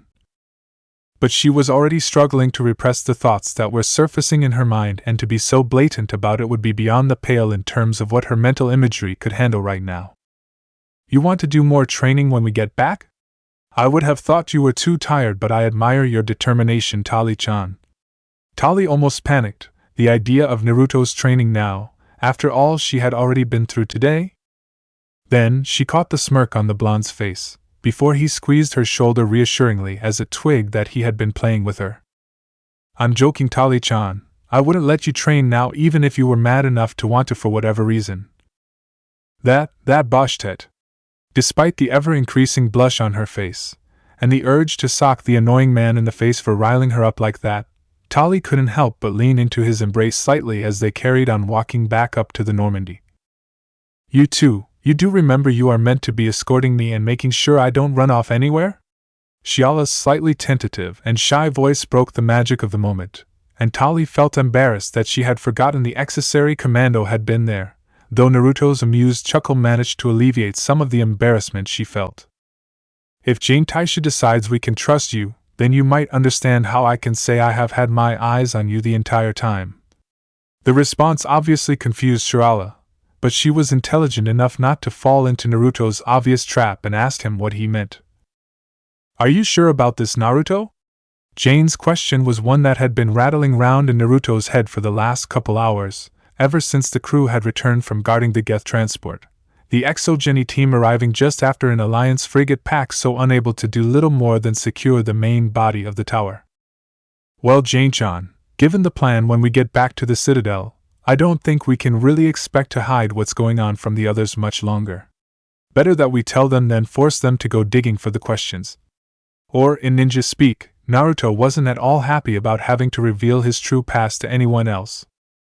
Even if Rex and Gurus had proven themselves on the battlefield, the potential number of leaks was already too high regarding his abilities that would become a lot less effective against the Geth if they knew what to expect from him. Still, it was becoming more difficult to hide what was going on out in the field, let alone when he started bringing stone statues on slabs aboard as personal items. Turning to his right, Naruto smiled at the peaceful expression on Ino's stony countenance from where she was placed in the Normandy's meeting room, a small chuckle breaking his moment of peace as Nirali offered up her 2 cents. The former service woman had fitted into her role as medical assistant to Dr. Chakwas very well as providing him and Jane with some much-needed administrative support with their unofficial businesses that he was slowly expanding. Naruto's right, Commander. It is going to be hard enough keeping operational secrecy regarding Naruto from the Ontario's crew. If we are having to keep some of your strike team in the dark as well, that can only mean trouble in the long run. Besides, it's not as if Naruto doesn't already track our every move off the ship after the attack on the Citadel. Nirali paused just long enough to throw "I don't believe you" look as Naruto put on his best questioning glance. Whilst it was probably obvious to most people, that didn't mean he was going to admit to such things anytime soon. As long as the crew don't know Naruto is following them, then if they are compromised it will be easy for Naruto to find, uncover and apprehend them, or at least lead the rest of the team to them if needed. A good point, but Naruto's training and instincts were still screaming at him to maintain as much secrecy about himself as he could. "I know what you mean, Nirali-chan. But just because the risk is minimized doesn't mean I should just relax. Given the level of the threat, we are going to need every advantage we can get." Jane seemed to be of the same opinion, but as Dr. Chakwas finished her examination of Ino's stone form, she added her to Rio. "Then don't tell them everything. It's not as if you have told the rest of us everything, given you haven't told us how this is even possible." She gestured at the statue in front of her with a measured wave of the hand before turning to give her assessment. "It looks to be as clean a break as would be possible given the unusual circumstances, though we cannot be sure as to what effects such damage might have on the stasis you seem to have somehow maintained over her using these seals. For all we know, she could be long dead when you do whatever it is you need to do to unlock it. She is still alive. The chakra coming from her form would have long since faded if this was not the case. It's why Jiraiya-sensei had several backup seals imprinted on the slab bases, just in case something like this happened." The firm statement didn't come from Naruto, as even he was turning to their newest shipmate, who had spoken with far more conviction in her voice than anyone who didn't know her full backstory would believe. The new Thorian looked like an Asari, at least on the surface, but her body was an amorphous mix of plant cells that could shift and respond to her desires. She had, under his directions, already altered her skin color from the leaf green she had been when his clone had first encountered her to the more usual deep blue of the all-female race. And Naruto doubted her powers ended there. Whilst she didn't have his old friend's mind for strategy as far as he could determine so far, the new Thorian had inherited a large amount of Shikamaru's memories and had a far hand to play when strategizing for combat, or socially if the need arose. She was going to be the other big reveal for the day he had planned. "How is it that someone who was born less than a day ago knows more about your methods than we do?" Jane already knew the answer to her own question, but as the elevator dinged open to reveal the rest of the crew, Naruto managed to resist the urge to say something that was probably unprofessional. "You called us Commander?" Gurus seemed to be the only one willing to show a level of professionalism as he, Rex and Liara stepped out of the elevator, which, given most of them had only been back on the ship for an hour after the Geth ship debacle, was unsurprising. Please don't tell us this is more training. Liara's muttering was too quiet for the others to pick up, but Naruto was passable at reading lips like most ninjas were taught in the academy, and he stepped forward to belay that concern. No training, not today at any rate. Liara looked up sharply and blushed when she saw him looking at her, but he carried on in an attempt to avoid losing his momentum and possible will to carry on with this revelation. As some of you have probably realized, the commander and the other alliance members have been somewhat vague when it comes to your inquiries into me, regardless of how subtle or well-meaning your intentions have been. Gurus had the decency to look a little embarrassed at the obvious point that their probing had been noted, whilst Rex merely scoffed and crossed his arms in his usual confrontational manner. You're surprised? In the 50 years that I've encountered and fought humans, I've not met more than half a dozen of your kind who could keep up with me in a fight for more than a few minutes. Then you and Shepard come along at the same time? At least Hero over there has a background that lives up to her skills. Yours couldn't scream cover story more if that was the opening title, though it has gotten better recently. Staring down his unofficial partner, as a silence settled in the wake of the longest single period of talking any of them had heard from the mercenary warlord, Naruto suddenly broke out into a smirk. This has really vexed you, hasn't it? Rex didn't deem his question with a response, though the twitching eyebrow gave it away how much the lack of information was annoying him, Gurus taking over before the Krogan either lost his patience or tried to fight Naruto verbally, both of which would end badly for the cargo bay in general. At the risk of pointing out the hippo in the corner? I assume this all has something to do with the human statue and the Asari I've never seen before? 'Cause if they had been here earlier I would definitely have noticed. Typical Gurus, always ruining a good bit of fun with logic and reasoning. Well, kudos to you for noticing both of them, Gurus, but before we go any further we have some forms for the three of you to sign. It took a moment for his words to sink in, Rex's eyes lighting up with fury as Tali separated herself from the other non-humans and stood off to one side. You knew? A moment later something akin to recognition gleamed in the Krogan's face, Tali having moved next to Naruto in that time before he extended his arm to push her slightly behind him, Rex's fury one of the most possible results of the situation that came with such an onslaught of revelations. Haha. The wheezing throaty laugh that erupted from the Krogan's throat a moment later most definitely wasn't one of the anticipated outcomes, the Krogan equivalent of rolling on the floor laughing lasting almost 15 seconds before Rex managed to get himself under control enough to speak once more. I've had contacts combing every dark hole and illegal facility in the Terminus trying to work out where you were sprung from, brat, yet little Ms. Corky here probably knew from the day we rescued her. Still unsure whether this was merely a prelude to Rex finally exploding into violence, Krogan were almost as unpredictable as Sakura-chan on her period after all.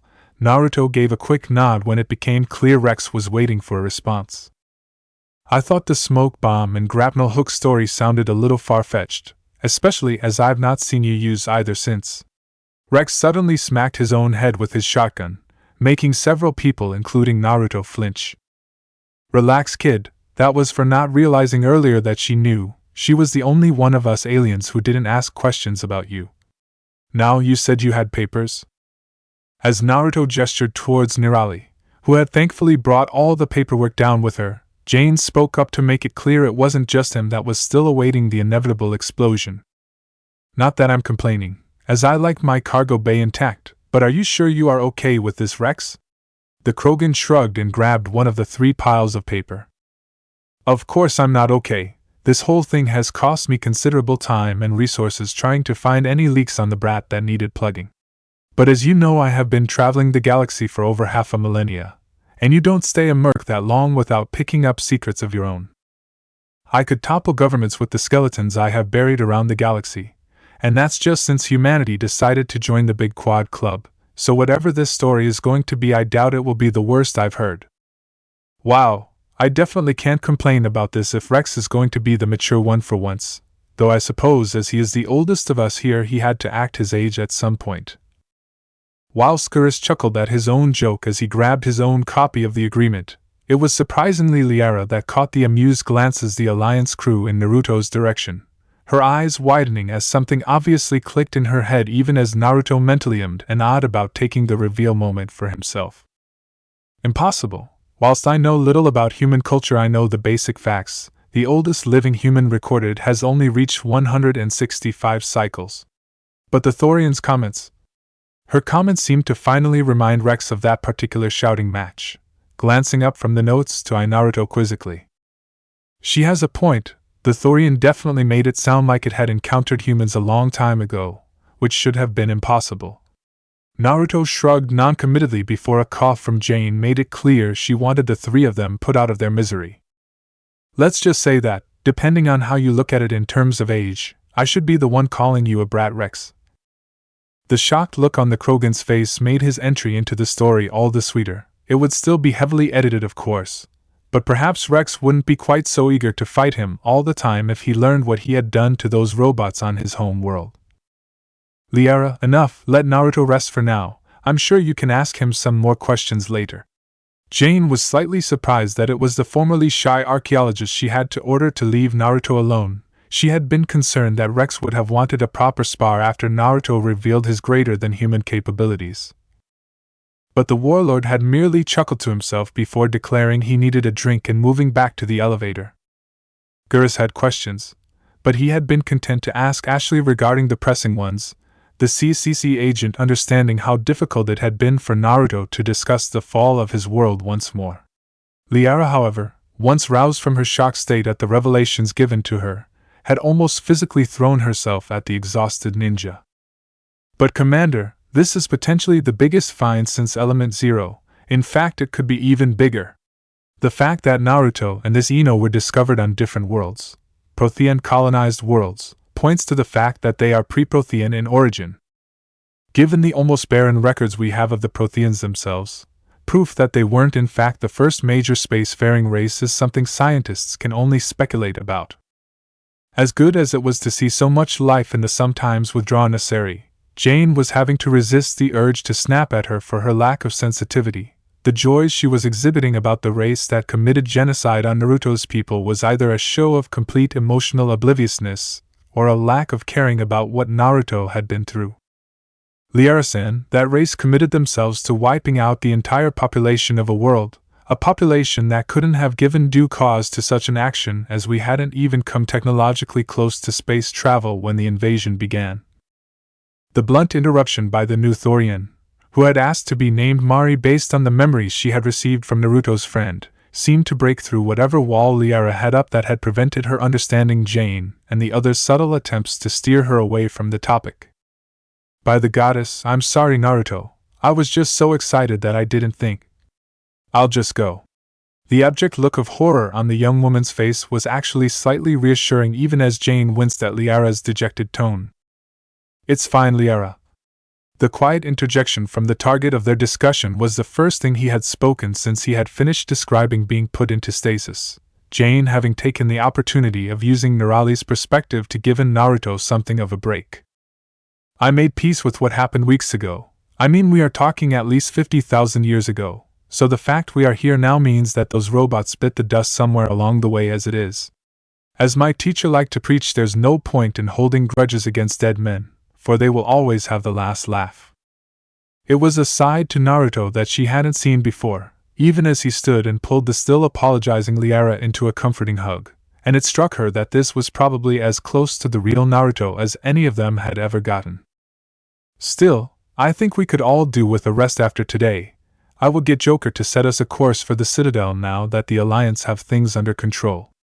The comment about their next destination caused Naruto to look gratefully in her direction, which brought a smile to her lips even as they all started to make their way to the elevator. One smile and you're feeling giddy? You need to get laid, girl, and judging by the way Liara's not let go of him yet, your competition just went up by 1. And of course, her inner voice just had to speak up and ruin the mood, even if Jane was still fighting the urge to ask Naruto to come to her quarters for a private debriefing.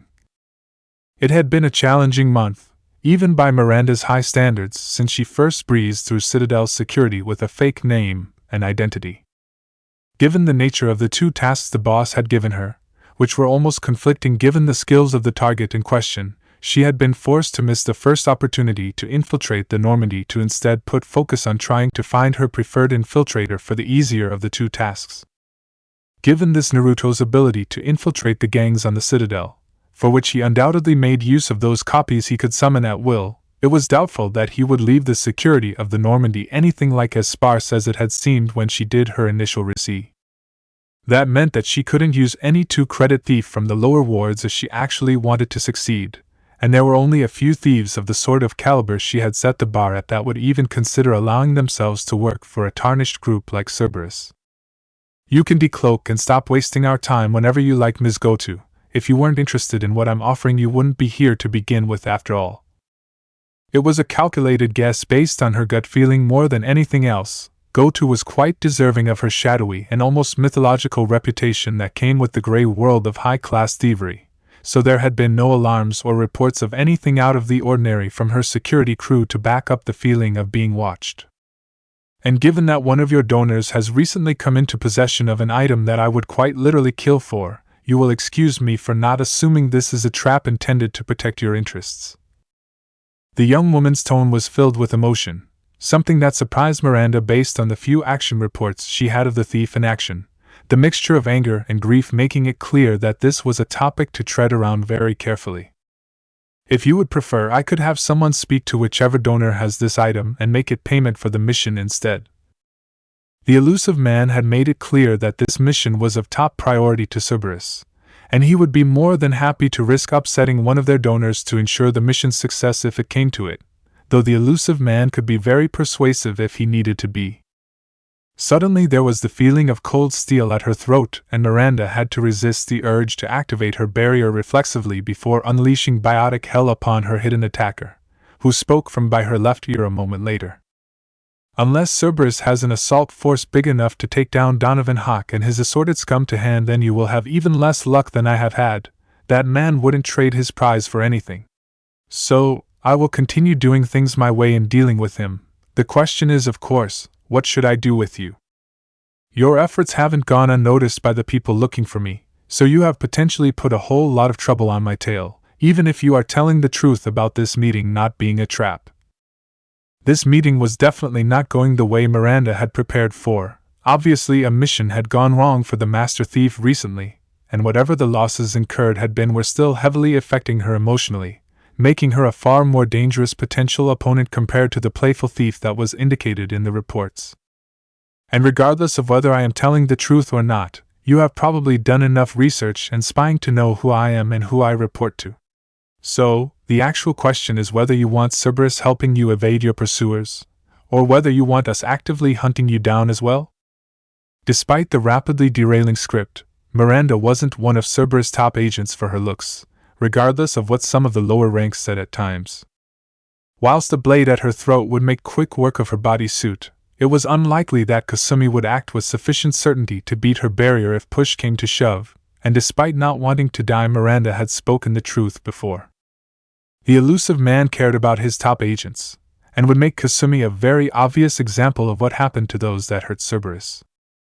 This must be one hell of a job for the elusive man's hand to be running it herself. I suppose it will be a good distraction if nothing else, as long as the price is right, of course. Not exactly the best reasoning Miranda would have wanted from an operative for accepting a job, but as the blade was removed from her throat she decided that she had heard worse reasons as well. So then, Operator Lawson, can I call you Miranda-chan? The forced cheerful act annoyed her, which was probably its purpose. But given the situation, Miranda knew she would have to be diplomatic and not bring the insolent thief to task for her lack of professionalism. Given the potential catastrophe that would occur if Kasumi was captured by her target, she needed Kasumi as cooperative as possible before the mission started. Chapter 15: Sleeping Beauty and Family Feuds. The moment Ino became aware of her surroundings, a sign that Jiraiya-sama had assured them would only happen when they were being awakened from her stasis, she was aware that something was wrong. Pain arced upwards from her right leg, and she could hear multiple people moving around her whose chakra barely alerted her of their presence. Remembering that the layer of earth around her would remain in place until she broke it, Ino tried to sit up. The moment the earth around her started to fall away, she lost control of her senses, waves of agony slamming into her with such intensity that she couldn't help but scream and thrash. The people around her tried to hold her down, speaking in a language that she didn't recognize as they held strange devices and items towards the lower part of her body. But given they were only civilians, they didn't have a chance, as she first sent one, and then two of them stumbling backwards. Ino-chan. His appearance at her side was like going from the occasional raindrop hitting her head to being underneath a waterfall, his chakra rolling over her and helping calm her down enough that she was able to process what was going on. Naruto, the pain. Was this an unexpected side effect of the stasis? Was her pod defective? Another wave of pain hit her as three of the civilians grabbed her right leg and held it down, Naruto grabbing her before she could do something to get them to stop, face devoid of the warm grin that was so often associated with him.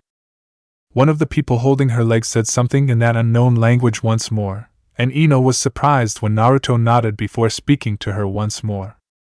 Ino-chan, you were injured whilst in stasis. We're going to get you fixed up, I swear on my Nindo. But the doctors can't operate on you whilst you are struggling so much. Naruto's words filled her with a strange emptiness, and lifting her head for the first time, Ino stopped Naruto, preventing her from looking down at her lower half with her best attempt at a stern look in these circumstances. As she was able to see why the civilians were holding her leg down for the first time, Ino's desire to mentally destroy them for the added pain they were causing her rapidly disappeared, as the bleeding stump of her leg became the only thing she could see. What? The trained part of her consciousness kicked in as another spurt of blood was ejected from her wound, counteracting the woozy feeling that was pervading her system, which she knew was because of her losing a large amount of blood. Talk later, Ino-chan, I need you to trust me. Naruto looked at her, in a way that she knew won him far too many arguments with the few surviving women of the ninja forces, and she nodded weakly. Do it now! Naruto's shout/order seemed to be more than enough to kickstart the civilians into action, the two holding her leg down shifting to presumably stop the bleeding as Naruto kept a firm grip on her shoulders, keeping his eyes locked with hers as she felt them start trying to clean up her amputation. Stay with me, Ino-chan, I'm here as I promised. Naruto's constant talking was reassuring even as the pain intensified, and Ino lost track of time as she drifted into and out of consciousness with the pain.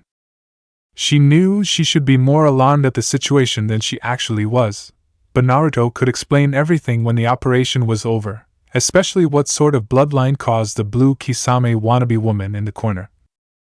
Jane knew she didn't have to be here as she waited outside Ambassador Yudina's private surgery for the revival of Naruto's friend finished. In fact, Naruto himself had reminded her that there were several rather important things for her to be doing instead with the hour and a half she had been stood there. But Jane had seen the worry on his face and knew that having a friend there afterwards would be of more reassurance than he was prepared to admit. The sound of a door opening made her look up from the draft of the council report she had just finished writing, which made no reference to Mari or Ino in the action summary of their interaction with the Thorian. Whilst the council would be informed of the latter's appearance in her verbal report, Jane was more than happy enough to admit she didn't trust her new employers not to end up leaking the information of what Naruto's friend's sealed forms looked like to other specters. If their reluctance to pass on Saren's specter operation data along wasn't enough, the fact that they had given the bastard access to the Eden Prime data was the cherry on that particular shit cake. But she could deal with that later, and obviously drained Naruto, nearly collapsing into her greeting embrace as she went to greet him, allowing her to guide him back to the large white leather executive sofa she had been waiting on. Is she okay? For a moment Naruto didn't respond before a tired smile appeared on his face, and he leaned back, inadvertently pulling Jane into a leaning embrace. Not that she minded as she looked up from her head's new resting place on his shoulder.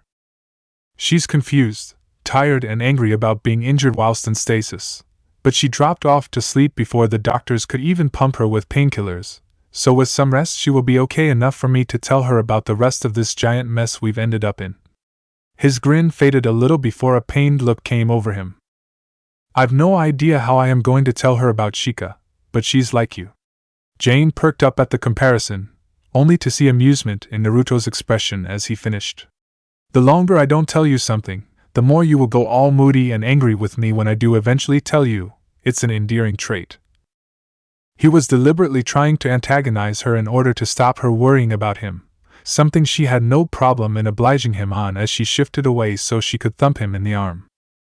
And don't you forget it, though I suppose I can offer an amnesty if there is anything you want to tell me. Whilst she meant it as a joke, the slight wince that crossed Naruto's face made her regret giving the offer.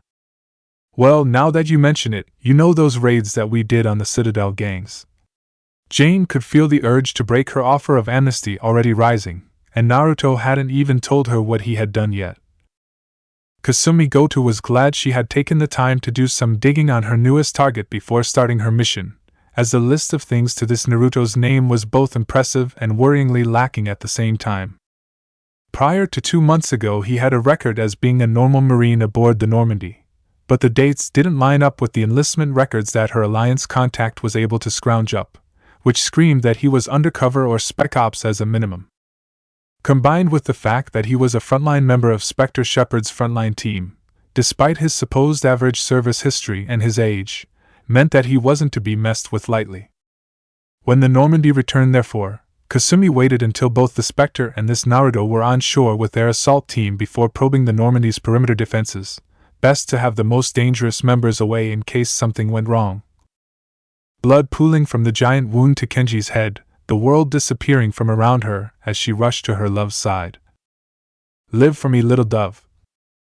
Sprinting away as bullets flitted around her, tears streaming down her face as her bloodied hands clenched, fury beginning to fill the gaping hole that had just been torn open in her heart. The burning anger threatened to well up inside her once more, but she managed to bury the feeling as she slipped between the guards at the Normandy's airlock entrance. Thankfully, the security measures in the hangar didn't seem to be anything special. Certainly the security officer hadn't accounted for the possibility of someone cloaking their way aboard the ship. Now she just had to wait for someone to come back aboard and she could sneak on board with them, which given the guards changed every hour wouldn't be too long at all. Kasumi only hoped that the source of the information she was going to steal didn't come back to the ship before she could get in and out. Something about him just sent shivers up her spine. She wasn't one to believe in superstition, but the fact she had ignored her instincts only once before meant she was far more prepared to listen to them now, and the fact he had a fully armed Krogan with him only made the potential confrontation that much more important to avoid. She felt sorry for whoever was going to end up being the Spectre's targets whilst she was on the Citadel, because the pair of warriors had looked ready to take apart a Marine battalion as they reached the hangar lift. Drax down, how is this possible? The cry of the Solarian bounty hunter Lazarin, who had arranged the group's pursuit of this particular bounty, was followed shortly after by a muffled scream as he too was dragged off into the shadows by their mysterious attacker. As Phoenix shifted next to the only remaining member of their group, an Asari who merely went by the name Vale, he couldn't help but let the feeling of despair affect him slightly as it dawned on him how fucked they were. This was meant to be an easy job, taking down a guy who had pissed off Bar Lavon, then taking anything of value back to the Volus in question. Even with the concerns of the target's evasion skills, a group of 8 hunters would have been enough to take down an angry Krogan War Master or two. They had spent a couple of days gathering intel, which backed up what the Volus had told them about the target, which Barla had rather unoriginally codenamed Skull for the motif on his helmet. The information hadn't been easy to get hold of at first, until he had been pointed in the direction of a rather disheveled junk shop on the lower wards by one of his usual contacts, who swore that the owner was something of a up-and-coming information broker. Well, it looks like the rumors you obtained had some truth to them after all. Vale's calm tone was somewhat counteracted by the way that she looked around nervously with her assault rifle up and ready, using her left hand to signal that Phoenix should watch her back. Yeah, but a little late for us to realize that, don't you think? Think we should try and make a break for it? The junk shop owner had been a human girl who couldn't have been out of her teens, with the forced cheeriness of someone who was in over their head but knew that letting it affect them would merely make things worse. Despite this, her information on Skull's location had been far more solid than any of the other information they had gotten, putting him inside one of the larger shops/storage warehouses on the lower wards, which was currently up for sale and therefore not occupied. Paying her 1,000 credits, which was twice what she had asked for but was a good way to keep a potential source of information happy, Phoenix had been surprised when the girl had grabbed his arm before he could leave. She had then told him, in the hushed tone of someone who thought that revealing such information could well get her killed, that there were rumors about this Skull character. She said that he had already dealt with 2 other bounty hunter groups and delivered their corpses to CSCC in a grotesque and macabre manner, and it was rumored that he had been the one behind the large number of mercenaries killed in the aftermath of the rocket attack on the new Spectre. She had refused to say any more when he had tried to press her for more information, and he hadn't wanted to risk upsetting a potential news source by getting physical, though as the unconscious body of Lazarin was thrown bodily at his feet from the shadows he felt he should have delved for further details. The Salarin was missing his prosthetic arm, and honestly looked like he had been beaten with said appendage when it had been removed. "Only 8 of you, I should feel insulted, but that would imply I thought you had a chance at actually succeeding." The voice came from all around them, almost like the target was flitting from one place of the abandoned warehouse to another, but the speed of the directional changes should have made such a thing impossible. "I suppose you wouldn't be open to offering leniency if we surrendered, Skull?" Phoenix barely resisted the urge to turn and face his partner as she asked the question that was almost considered heresy amongst bounty hunters and mercenaries. To surrender as a mercenary would show that you weren't prepared to follow your contract through to the last breath, which is what many of their employers expected without question. So if you were known to have surrendered as part of a contract, then your name would be worth mud. Interesting, you are the first out of the dozens of people to come after me to ask. I was sure it was going to be the human with you who broke first. Though I have no time for dealing with you long term, so why shouldn't I just finish you now and save myself the hassle? The voice shifted from shadow to shadow around them, making it clear that Skull had been more than prepared for an assault if he had this many speakers set up to confuse them. Despite his professional reservations, Phoenix hadn't become a seasoned mercenary by being foolhardy, and he knew that unless they offered something substantial, Skull wouldn't waste any time and give them an opportunity to try and come up with an escape plan. The location of 2 unofficial space stations used by smugglers and Batarian pirates, as well as all the information I can get you regarding the ex-Spectre Saren. The offer from Vale was surprising in both scale, as the space station locations were worth hundreds of thousands of credits by themselves to the right people, but also the offer regarding Saren implied Vale had an angle she was aiming for. Interesting, though you obviously think you know something to offer me those specific items, and given their value you obviously want something in return as well as your life. Though why you think such items are of any interest to me is quite amusing, as my interests are clearly focused here rather than in the backwaters that you dragged yourselves from. If possible, the shadows around them seemed to darken even further, Phoenix frantically going through his own meager collection of secrets and resources to try and come up with something that could possibly be worth their lives. Not that anything he had was remotely as valuable as what Vale had just. "You work for, or at least have some kind of relationship with the human spectre that's been causing the Council so many headaches since she ascended to the role, and I think that." It happened so quickly that Phoenix barely had time to register the shape appear out of the shadows in front of him before he found himself slammed into the ground with incredible strength, the skull moving past him to grab Vale by the throat and hoist her in the air with terrifying ease. "You know much, little one, far too much for me to just let you go now. And you will tell me what you know in great detail before I finally decide what to do with you." Phoenix tried to force himself to his feet, only for movement from behind him to make him try and raise his weapon in time to see a Krogan standing in front of him, shotgun but moving rapidly towards him. "That's the lot. I have to say you do nice work when you get angry, old man." Rex's tone was almost akin to when he had seen the pile of Thresher Maw meat in the cargo bay after the team first brought one down, though beneath his hinged mask Naruto couldn't help but frown at the old man comment. "You really aren't going to let that go, are you?" Since revealing his past, Naruto had been approached by the warlord several times, along with Liara, Gurus and surprisingly Tali. Whilst the 3 new members of their secret-keeping club had asked about various parts of his old society, Tali had just spent time with him and talked about normal things as if nothing had changed, which was a nice steadying influence for Naruto given the wave of memories all the questions brought up. Rex, on the other hand, seemed to have taken Naruto's joke about being older than he was to heart, the Krogan using several different titles and forms of address for him now depending on how respectful the Krogan was feeling. Worryingly, old man was one of the nicer terms. "Not until you're dead and buried for at least a decade, then I might consider it. But that's not the important thing here, is it, Alina? I still have a contract out on your head, the only one I've never completed.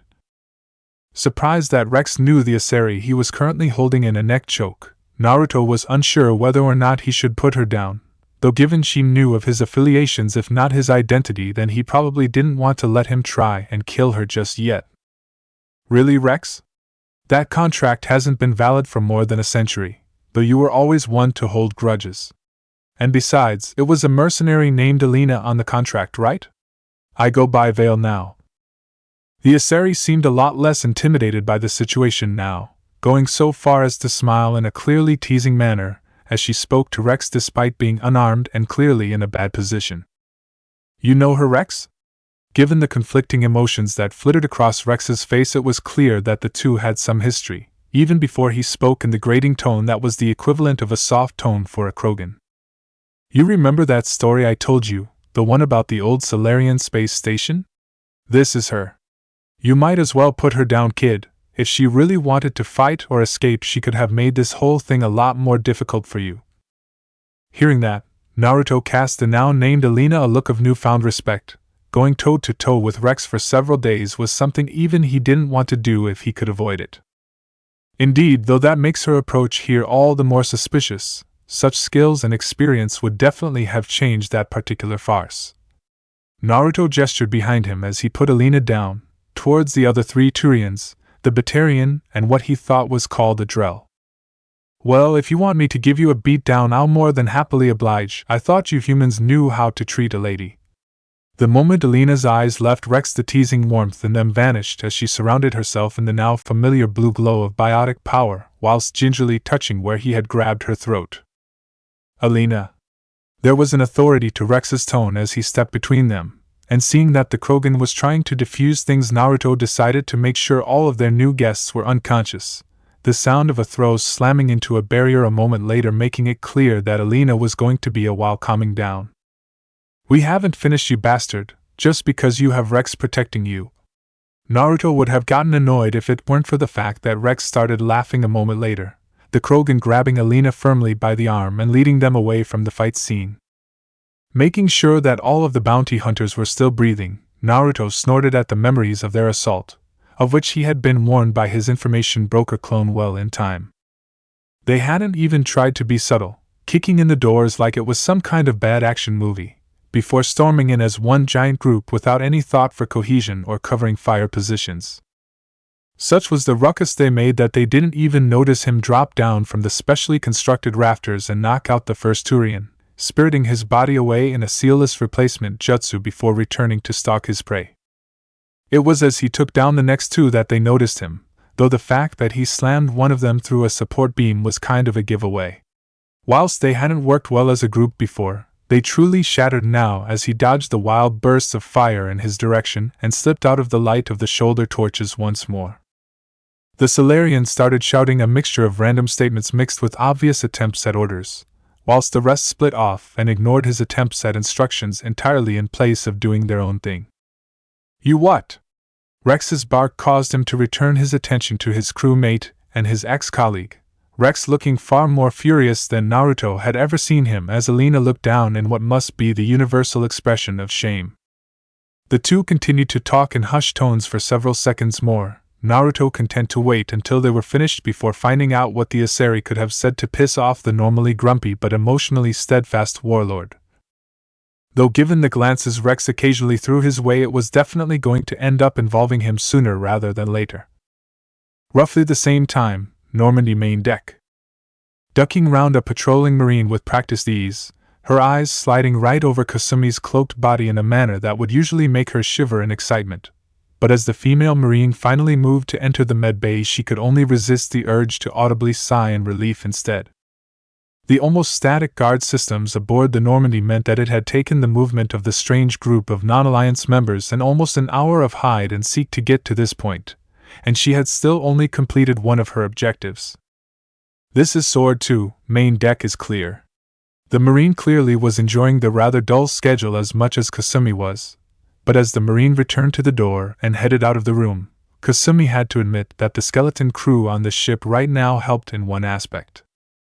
Deactivating her cloaking mechanism and hooking up to a wall socket to recharge, Kasumi could be somewhat assured that no one would be coming in here again anytime soon. The only concern would be if either of the registered medical personnel returned before she found what she needed, which was why she had one of the street kids watching the entrance to the Normandy's hangar, and she would be alerted if anyone came back. Heading over to the false wall segment that was common on Alliance ships, Kasumi started feeling its surface for the hidden switch that would open it up and allow her access to the medical records that would hopefully be hidden inside. Unnoticed by the somewhat distracted thief, one of the books lying on the table next to one of the treatment beds vanished in a small burst of scentless smoke, dissipating rapidly as Kasumi found the switch with a small smirk as the wall shifted forward and to the right. "Alina, wait here." Rex was clearly disgruntled with his old partner, as the previously fiery Asari did as he ordered without even raising a manicured eyebrow, which meant that whatever he needed to talk to Naruto about was serious indeed. "I need a favor." Naruto did his best to control his facial expression as Rex came out with the sentence he never thought he would hear from the miserly warlord, only to belatedly remember that he was still hinged as skull so his face wasn't visible anyway. "Oh, this is going to be good. Hopefully it involves you letting me out to play for a bit. Given you were stupid enough to tell your little spectre woman about our little scheme, I imagine it will be the only time in the next few months when you aren't going to be on a very short leash." Kyubi hadn't been at all happy with Naruto's most recent set of revelations to Jane, primarily around his setup with Skull and the other clones aboard the Citadel, though thankfully she hadn't passed the information on to Rex when she had sent the Krogan to accompany him. "As long as it doesn't get Commander Shepard any more pissed with me than she already is." Jane was currently investigating several jobs that had been passed on to her either personally or through his slowly growing network. The fact that she was doing it without him and sending someone to keep an eye on him was telling about how well selling the information on the gang attacks had gone over. "No promises, but given it will get you me as your Krant and Alina's skills against Saren, then unless we end up blowing up the Citadel it should only help." Naruto was now more concerned than ever, both by the promises Rex made and the fact he hadn't made a joke about his and Jane's relationship, something the Krogan was only outdone on by the Kyubi. "Out with it, Rex, you're starting to scare me." Naruto decided to save both him and Rex some time and cut to the chase, something that seemed to make things a little easier as Rex steeled himself before speaking. "Alina and I, well after that Thorian I told you about where we split the body and the bounties on, we may have had something of a raucous celebration. This was a century ago, and with the amount of wrinkle I had.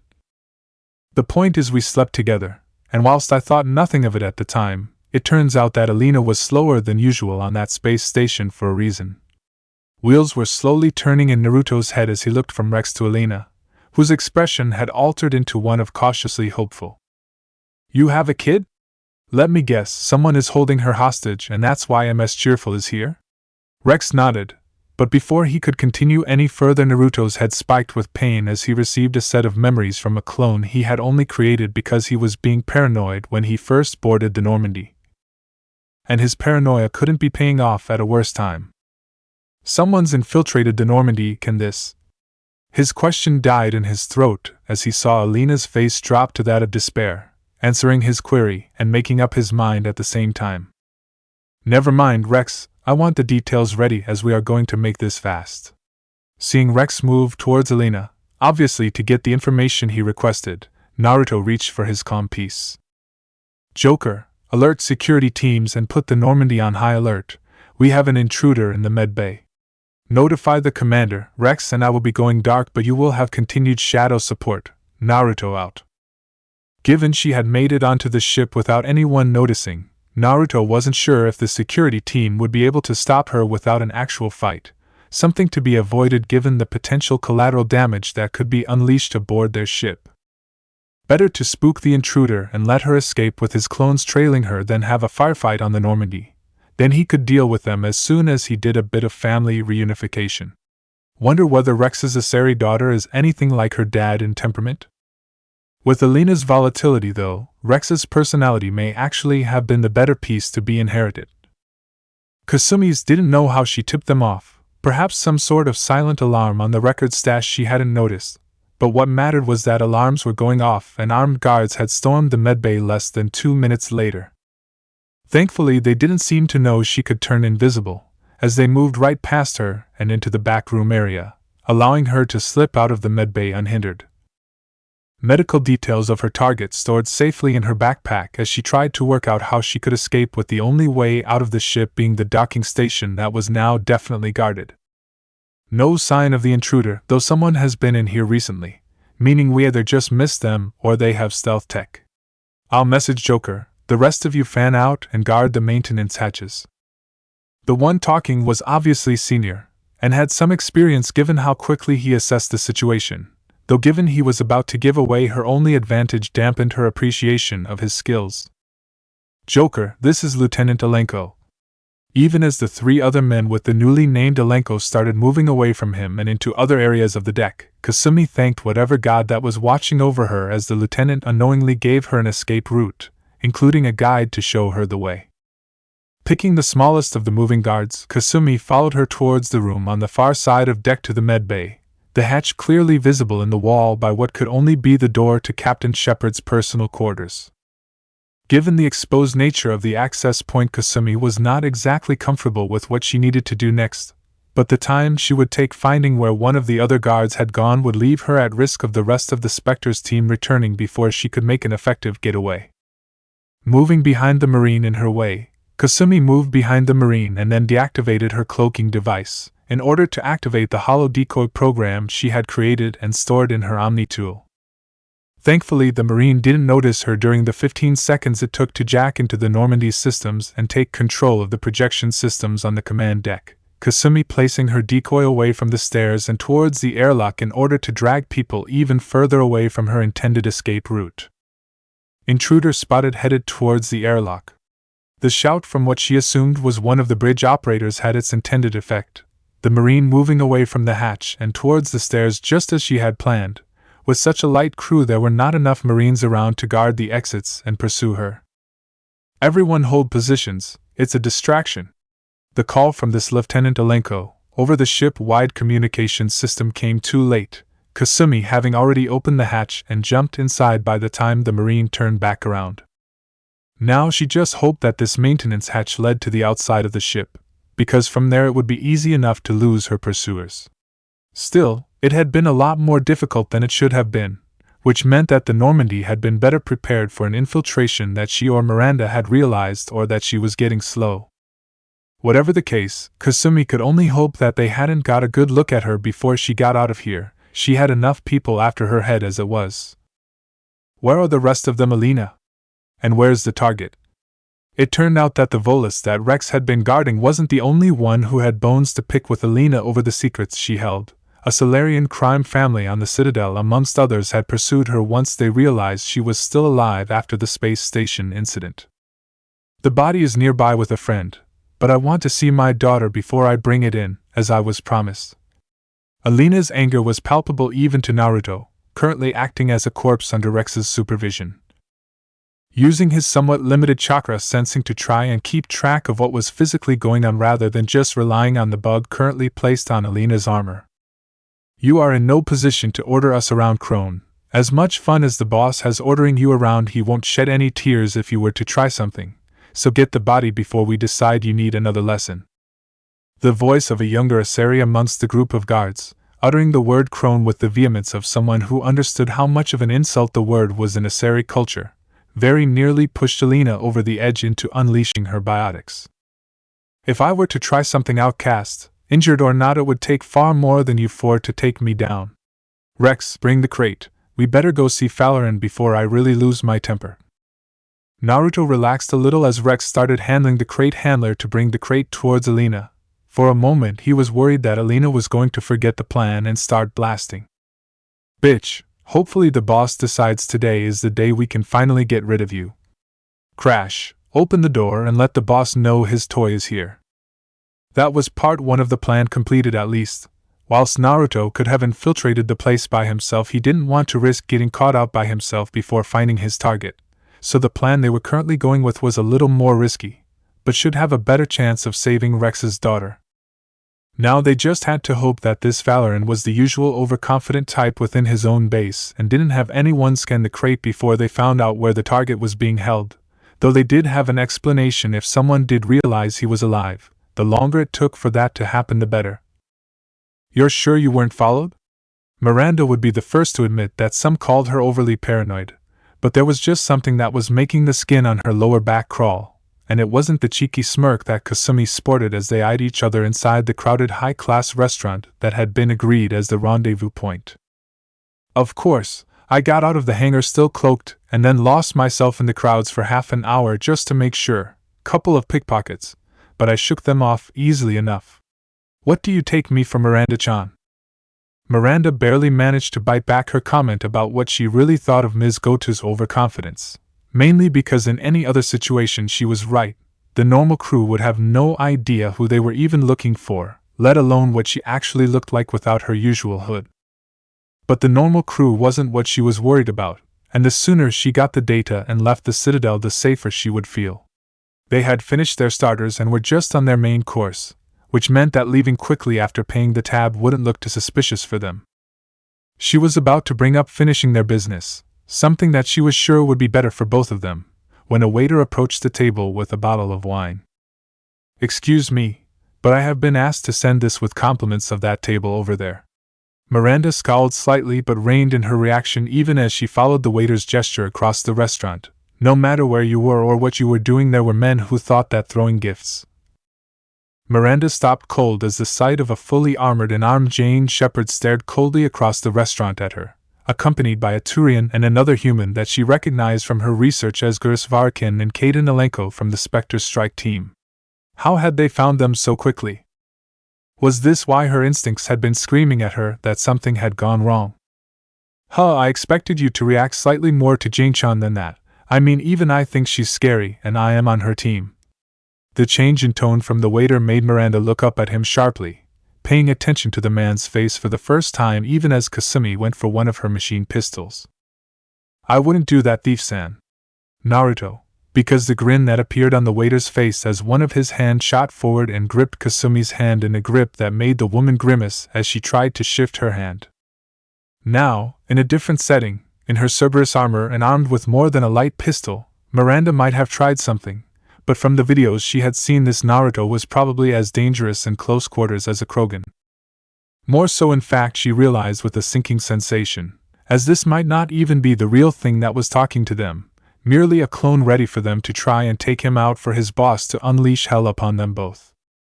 Kasumi, stand down. Even if we beat him and the Spectre, I have no doubt the rest of his team are nearby. Best if she seemed the reasonable one here, especially as the way they had been called out indicated that the Spectre seemed willing to talk things out. Otherwise they would both have ended up with sniper rounds to the back of the head on departure. I'm glad to see that you aren't just a pretty face, though Rex will be disappointed he has had to put off a proper family reunion without getting to tear a few heads off. I will insist that both of you have your weapons on the table before I call Jane-chan over here, and then we can have a chat about what to do with the fact you stole council-level information and compromised the Spectre's vessel. Miranda did her best to keep her face neutral as she slowly and carefully unhooked her pistol from her belt and put it on the table whilst holding the barrel, though it was clear Kasumi hadn't realized quite how sensitive the information had been, judging by the paling of her cheeks. Whilst it wasn't official, the dealing of council-level secrets was carried out by Spectres, and though they weren't told directly, very rarely were there any survivors that had the chance to repent their losses. Even Miranda was caught slightly off guard by the revelation. She had assumed that the information related to Naruto was at best an Alliance secret that the Council had been brought in on, and the Alliance tended to do things far more by the book. All clear, Commander. I hope you both enjoy your drink, ladies. As Shepard stood and started making her way over to them, Miranda noticed that she had her pistol drawn the entire time, nestled underneath the table and pointed unfalteringly in their direction. Her gaze making Miranda wish they had actually managed to uncork the wine bottle before Naruto had unveiled how deep in the shit they were. If she was going to die, a last drink would have been at least a slightly mollifying gesture.